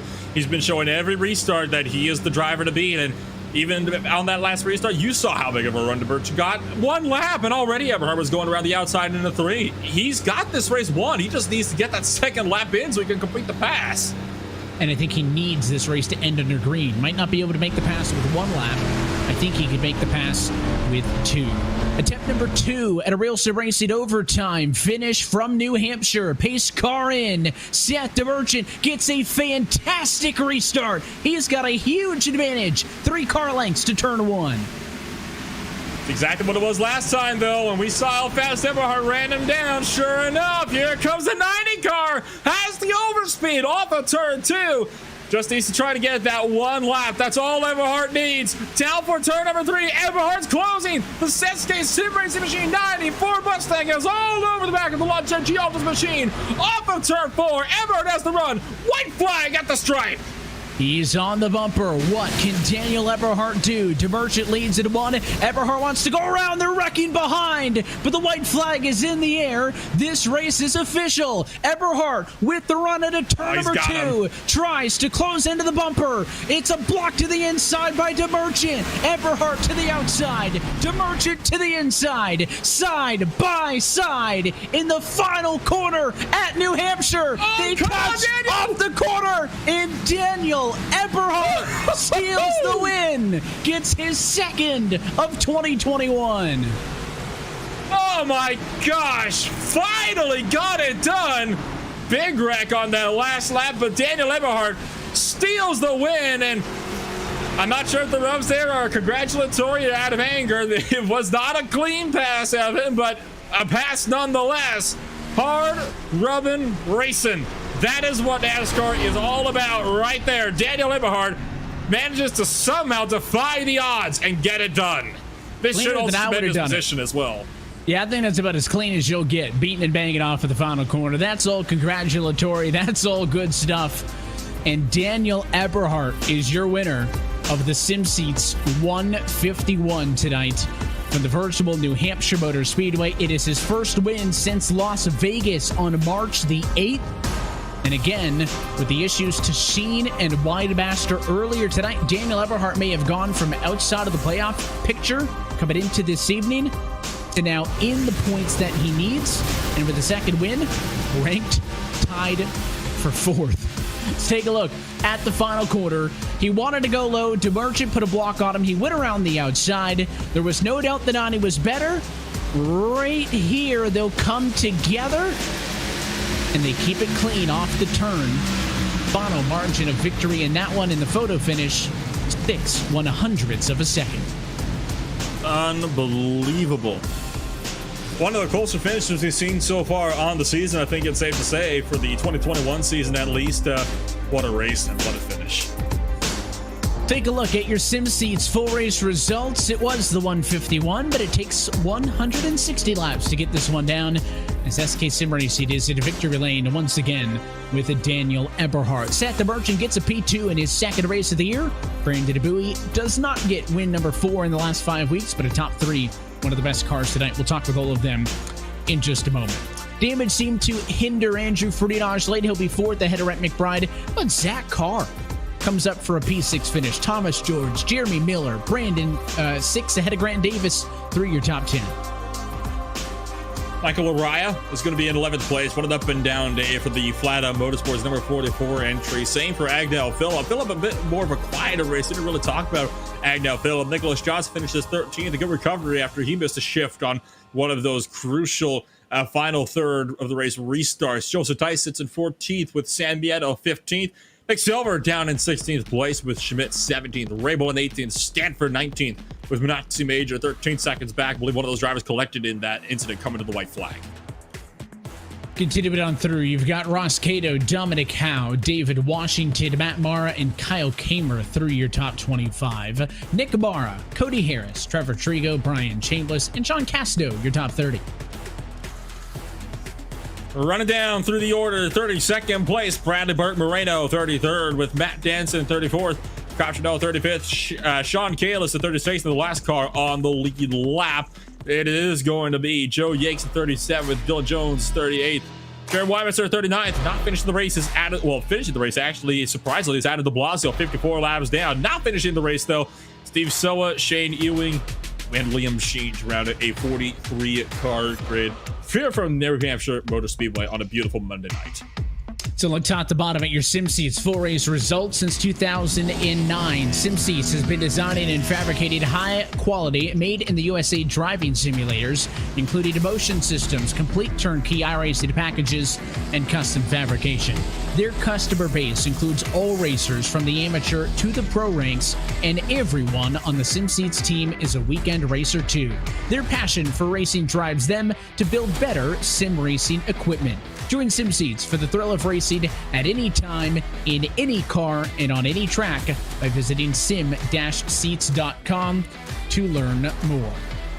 Let's head down to New Hampshire Motor Speedway victory lane, where we are stood by with the driver of the number 90 Ford Mustang, Daniel Eberhardt, second race win this year in the SimSeats RealSimRacing Cup Series. Daniel, congratulations on the win. We'll talk points, playoffs, and all of that other stuff in a minute, but just tell us about that late race run with the fresh tires. Seems like every chance you had to take a look at Seth, the yellow came out, and it had to come down to the final corner. Yeah, that was intense. I don't know. When Seth came off of turn 2 and I had a big run, I was sideways, but I guess his tires were so shot that he couldn't get a run off the corner. That's where I was killing him, is coming off the corner. He could beat me entering center, and then coming off is where it was really hard for him to get off the corner. But I guess he was just dead off the corners, and I got loose, and I thought, I was like, oh no, I didn't get a run, but then I did. So I looked low, and I seen him look low, and I'm like, well, my best shot is to get a run around the outside. I did it to Cozy, passing him, and I couldn't believe that, you know, I was expecting him to come up into me a little bit, and we made contact, but that was the cleanest, most fun racing at the end of the race that I've ever had with somebody. And it's like I told Seth, I love racing him. He's a great guy. Him and Cozy, Dance, and all them guys had I don't even know how you even say their name, Logitech Altus, I guess. But yeah, it was fun all night. I just hate that there were so many cautions at the end. The race should have been done a long time ago, in my honest opinion. We almost got towards the clock. It wasn't an issue. It takes it to overtime attempts. Obviously, you've been racing for a lot over the course of these last couple of weeks, because you want to be able to get back into the top 25 in the standings so that your race win from earlier this year could count. All of a sudden, you find yourself with multiple race wins, and you've been good as of late. You got a third place finish last time out at Atlanta. You get a race win tonight, and I don't know if you noticed during the race, but Liam Sheen and Jared Weinmaster, both the cars that you're chasing down in the points, had issues that wrecked out. So there's a good chance you're back to that number 25 or awfully close to it after tonight. But with 3 weeks still to go, how do you now maybe play a little bit of defense to make sure that you maintain that position so you can go for the championship this year? I got to get through the road course. I'm not too worried about what we got, Michigan and Daytona after that.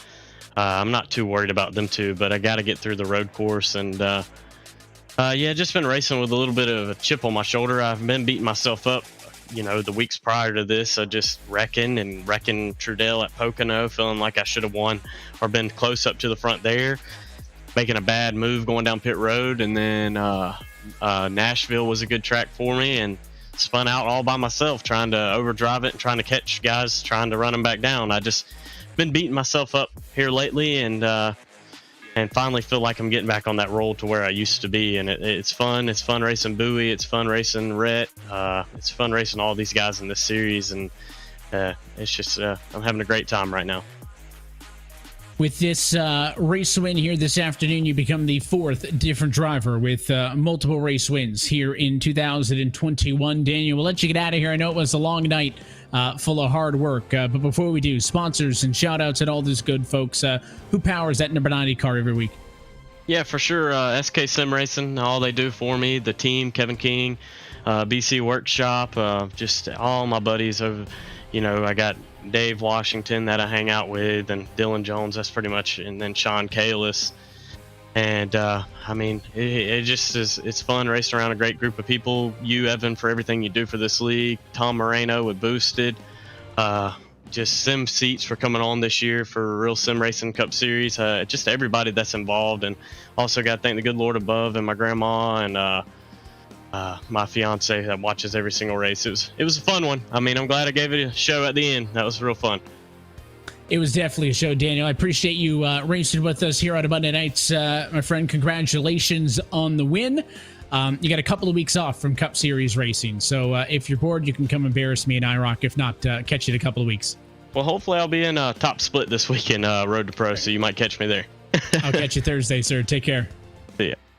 The race winner tonight from New Hampshire Motor Speedway, Daniel Eberhardt, race winner of the Sim Seats 151. We'll continue things down pit road. Seth the Birch so close to a second career RSR win. Nolan, he's runner-up tonight. Led it until the final turn. That he was, and tell you what, Seth, it was a close one. I think that's a bit of an understatement there. You held it for so long. How are you feeling at the end of a very eventful race, so to speak? Yeah, just so close, you know. We held them off there longer than I thought we were going to be able to there with those older tires. As soon as I saw that we only had about 7-8 car gap on Bowie and all them, it was going to be a rough go there with the 24 laps still to go in the race. But the cautions helped delay them getting to us, and we were just getting really good restarts, especially those last two there. I felt like I had enough of a gap to where I could do it, but I had a little slip up off two, and he was just able to get to my outside there, almost to my inside, but we threw the block, and just didn't have the tires to do it. But a really cool finish. I think a really cool finish is excuse me, definitely a bit of an understatement there, but let's talk a little bit about the pit strategy here. That was definitely a talking point throughout the entirety of the race. A lot of you Logitech Alta C Sports guys were definitely on a bit of an alternate pit strategy compared to a lot of the guys. You were kind of swapping around throughout the entirety of the race. What kind of led to that split decision between yourself and your team? I thought that was going to be the way to go, but it just seemed like everything we did just seemed to be the wrong move. Like at the beginning of the race, I think we had 30 people stay out when we all pit, and kind of got trapped there for most of it. And then we have about the exact same amount of laps run there for that last one. I thought it was going to happen again. I told Cozy we should stay out. We stayed out, and we only had 8 cars with us that time. So just hard to tell what to do. But still came in with a good finish. I think if we were on the same tires, it would have been close, but I don't know. 2 weeks off coming up next for that summer break before we sway on over to Watkins Glen International in upstate New York on August the 9th. What's going to be the plan coming into one of the final road course races on the season? I don't know. I'm not the best on road courses, so if I can get a top 5, I'll be happy with that. Maybe it'll be some good practice for Road Pro, and see what we can do. Hopefully we'll get the practice indeed, and hopefully you come away with a strong finish just like we saw you here tonight. First of all, congratulations on the second place, Mr. DeBerchin. Before I let you go here, who'd you like to shout out for your Logitech G Alta C Sports machine? Yeah, just all the Alta Racing guys, all our sponsors of Logitech G, VRS, RaceStec, Cube Controls, you know, all the guys on the team, Matt for inviting me, and Evan for letting me join in this late in the season. Really cool to run in this league. I ran in it a few years ago, and a lot of these guys are really good, and it's fun to be back. And no doubt we'll look forward to the performances you can put on later on as well. Congratulations again on the second place. Best of luck in 3 weeks' time in upstate New York. Thanks, guys. So that was your second place finisher, Seth DeMerchant, coming at home in the second position. We're going to continue down the podium. We're going to bring up Brandon Bowie, finishing it up in the number 3 position in his Cupid Real Esports 34 Toyota Camry. So, Brandon, third place finish. You finished where you started. A bit of an up and down day for you, though, I think it's safe to say as well. Yeah, it was. First, I want to apologize to Cozy there. That was just kind of stupid on my part. I was kind of hoping it would just kind of move him up a little bit and kind of get me the bottom, and it kind of went up in his car and turned him. So hopefully he accepts that apology. If not, I understand as well. But yeah, the race was good at the beginning. Actually, it was kind of fun when those guys pitted early, and then we just went green, and I was just like, okay, well, this will be fun. Led a whole bunch of laps. We're just trying to manage the race. I kind of had a feeling as soon as I pitted, caution was gonna come out, and that's basically what happened. So, you know, it kind of didn't work in my favor. If I could have stayed a little bit better with Andrew, I think, you know, doing that long run, I think I could have probably came out and probably took the lead back and kind of just managed the race from there. But, but you know, it is what it is. You know, overall, I felt it was a solid race. You know, I made a couple of mistakes, including the one with Cozy that I got to clean up, especially going into the playoffs. It's a whole different animal. So, but other than that, yeah, it was okay. Speaking of the playoffs, actually, of course, that's not too far off. Only about 3 or more races before we head on over to playoffs. Of course, you got yourself pretty much locked in with 4 wins on the season so far. Of course, you do get those playoff points if you happen to get another win. So are you planning on just kind of taking it easy for the next few races, or are you going to be still pushing just as hard for a win at the next 3 races as well? I got to keep pushing.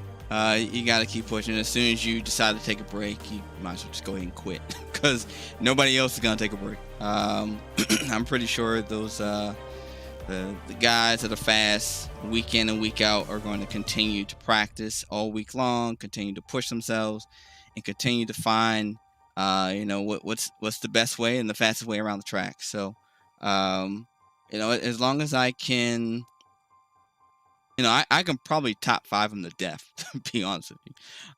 You know, if I can stay up in the top 5 just week in and week out, then, you know, I would say that's pretty solid. But, you know, with the competition, you know, today, you know, competition was really, really strong. It took a lot of focus to try and run with Andrew, to try to stay in front of Andrew, especially on older tires. You know, that was fun. But, you know, some of those guys, that's just coming in from Logitech G Altus, you know, they're fast, you know, from what I can see as well. So and some of the old school guys that are still here are fast. So it's gonna take the whole package to probably get a win from now on. But it's definitely gonna be fun. It was fun, but finishing third just wasn't what I was looking for today. Well, hopefully you'll be able to find some more luck then in the weeks going forward. We're coming up to the final playoff race at Daytona at the end of August. Before I let you go here, Brandon, anybody would like to shout out for your Keeping It Real Toyota Camry? Yeah, gotta give a shout out to After the Turns. You know, thanks for coming on board. Great podcast. Check them out tomorrow at around 11 o'clock, 11:15, 11:30 or so.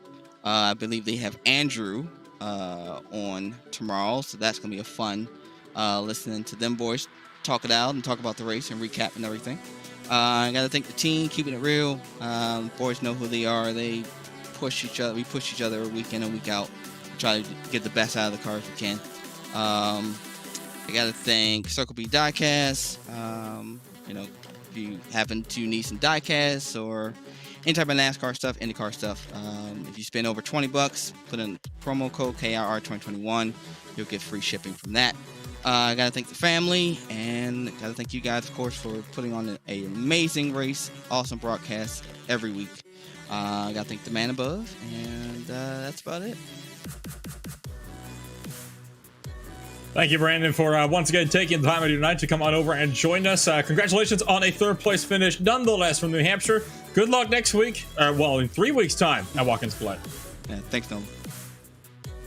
That was Brandon Bowie, third driver on the podium, and that will, of course, wrap out then the drivers standing on the podium positions here tonight.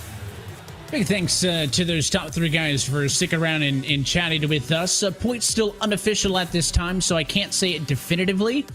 But this race win has put Daniel Eberhardt into 25th, Nolan, in the championship. 20 points or so ahead of Liam Sheen, maybe 25, maybe ahead of Yaron Winemaster in 27. Here's one more look at the final pass for the race win in the last corner. A little bit of contact. It's all good. Good, hard racing between those two. The drag race to the line. Eberhardt, now a 2-time winner in 2021. And it further complicates the playoff picture, right? It's now the 5th week in a row where we've had a repeat winner. But we always said when Eberhardt was showed as 8th on the points at the start of the night, kind of, right? Next week, he'll be in with 3 weeks to go. Of course, we do have a bit of an off break, but he knows Watkins Glen's going to be a challenge. And Liam Sheen likes Watkins Glen, Nolan. So that 20 points that he made up could be gone. And we could have a dead sprint between those two at Michigan and Daytona. I mean, the end of this regular season is really going to be something to watch, and you're not going to want to miss it when we come back in August. Oh, absolutely not. I mean, you got yourself a thrilling couple of weeks yet to come here for that RealSimRacing Cup Series. It's going to be fantastic. I mean, if this race tonight is anything to go off of, it's only going to ramp up in intensity when we get through to those final races. And don't forget as well, then we also got, the iRock Series is coming up again. It's been a while since they've been over for the Super Late model, so that should no doubt be a fun performance as well.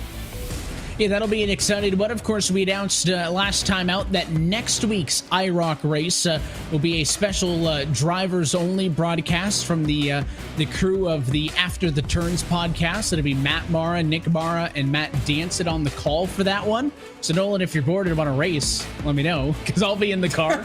And then, of course, we have you back in the booth for the finale of iRock in 2 weeks after that. Should be an exciting one. Super late models, I believe we're going to Fontana and then Chicago. So I've got to find the racing gloves and jump in the car. That'll be exciting. I think a lot of drivers may just take the time to kind of decompress, but I think it may be a good way for drivers to let off a bit of steam. Because when we come back, like I said, Watkins Glen and Daytona included, plus those 10 playoff races, that is 12 weeks in a row without a break. It is going to be a tough and grueling run for this championship on the Cup Series. Oh, it absolutely will. It's not easy to go for 12 weeks straight. I mean, of course, tell that to anybody who spends a lot of their time running the iRacing official series, I guess. Those series definitely don't take a break. But, I mean, it is going to be tough. I mean, you got to put all the work in. I mean, we heard some of these other guys up at the podium saying you can't take a break. The second you decide to take a little bit of a break and take some breaths, everybody else is going to fly right past you. You got to be on point from the start of the green flag at the top of the season right through to the checkered flag in the series finale. High intensity. That's why you don't want to be anywhere else on a Monday night. Until next time, though, that is it for us here this evening from Loudon, New Hampshire. So on behalf of the entire team and everybody involved in RealSimRacing and RaceSpot TV, and of course for your broadcast team tonight. For our producer downstairs, Hugo Louise, for Nolan Rempel and myself, Evan Pasoko. I want to thank you for tuning in and congratulate Daniel Eberhardt. He is back in RSR Victory Lane. Of course, a little bit of RealSimRacing iRock Series powered by iRaps action. We'll be racing in the iRock cars for the next couple of weeks, but the race towards the Cup Series Championship returns in 3 weeks' time, Monday, August the 9th, for the virtual Watkins Glen International. That race and every race of the 2021 SimSeats RealSimRacing Cup Series can be found exclusively here on RaceSpot TV. Till next time, good night from the Magic Mile, where Daniel Eberhardt is back in the playoffs with a bit of playoff magic of his own.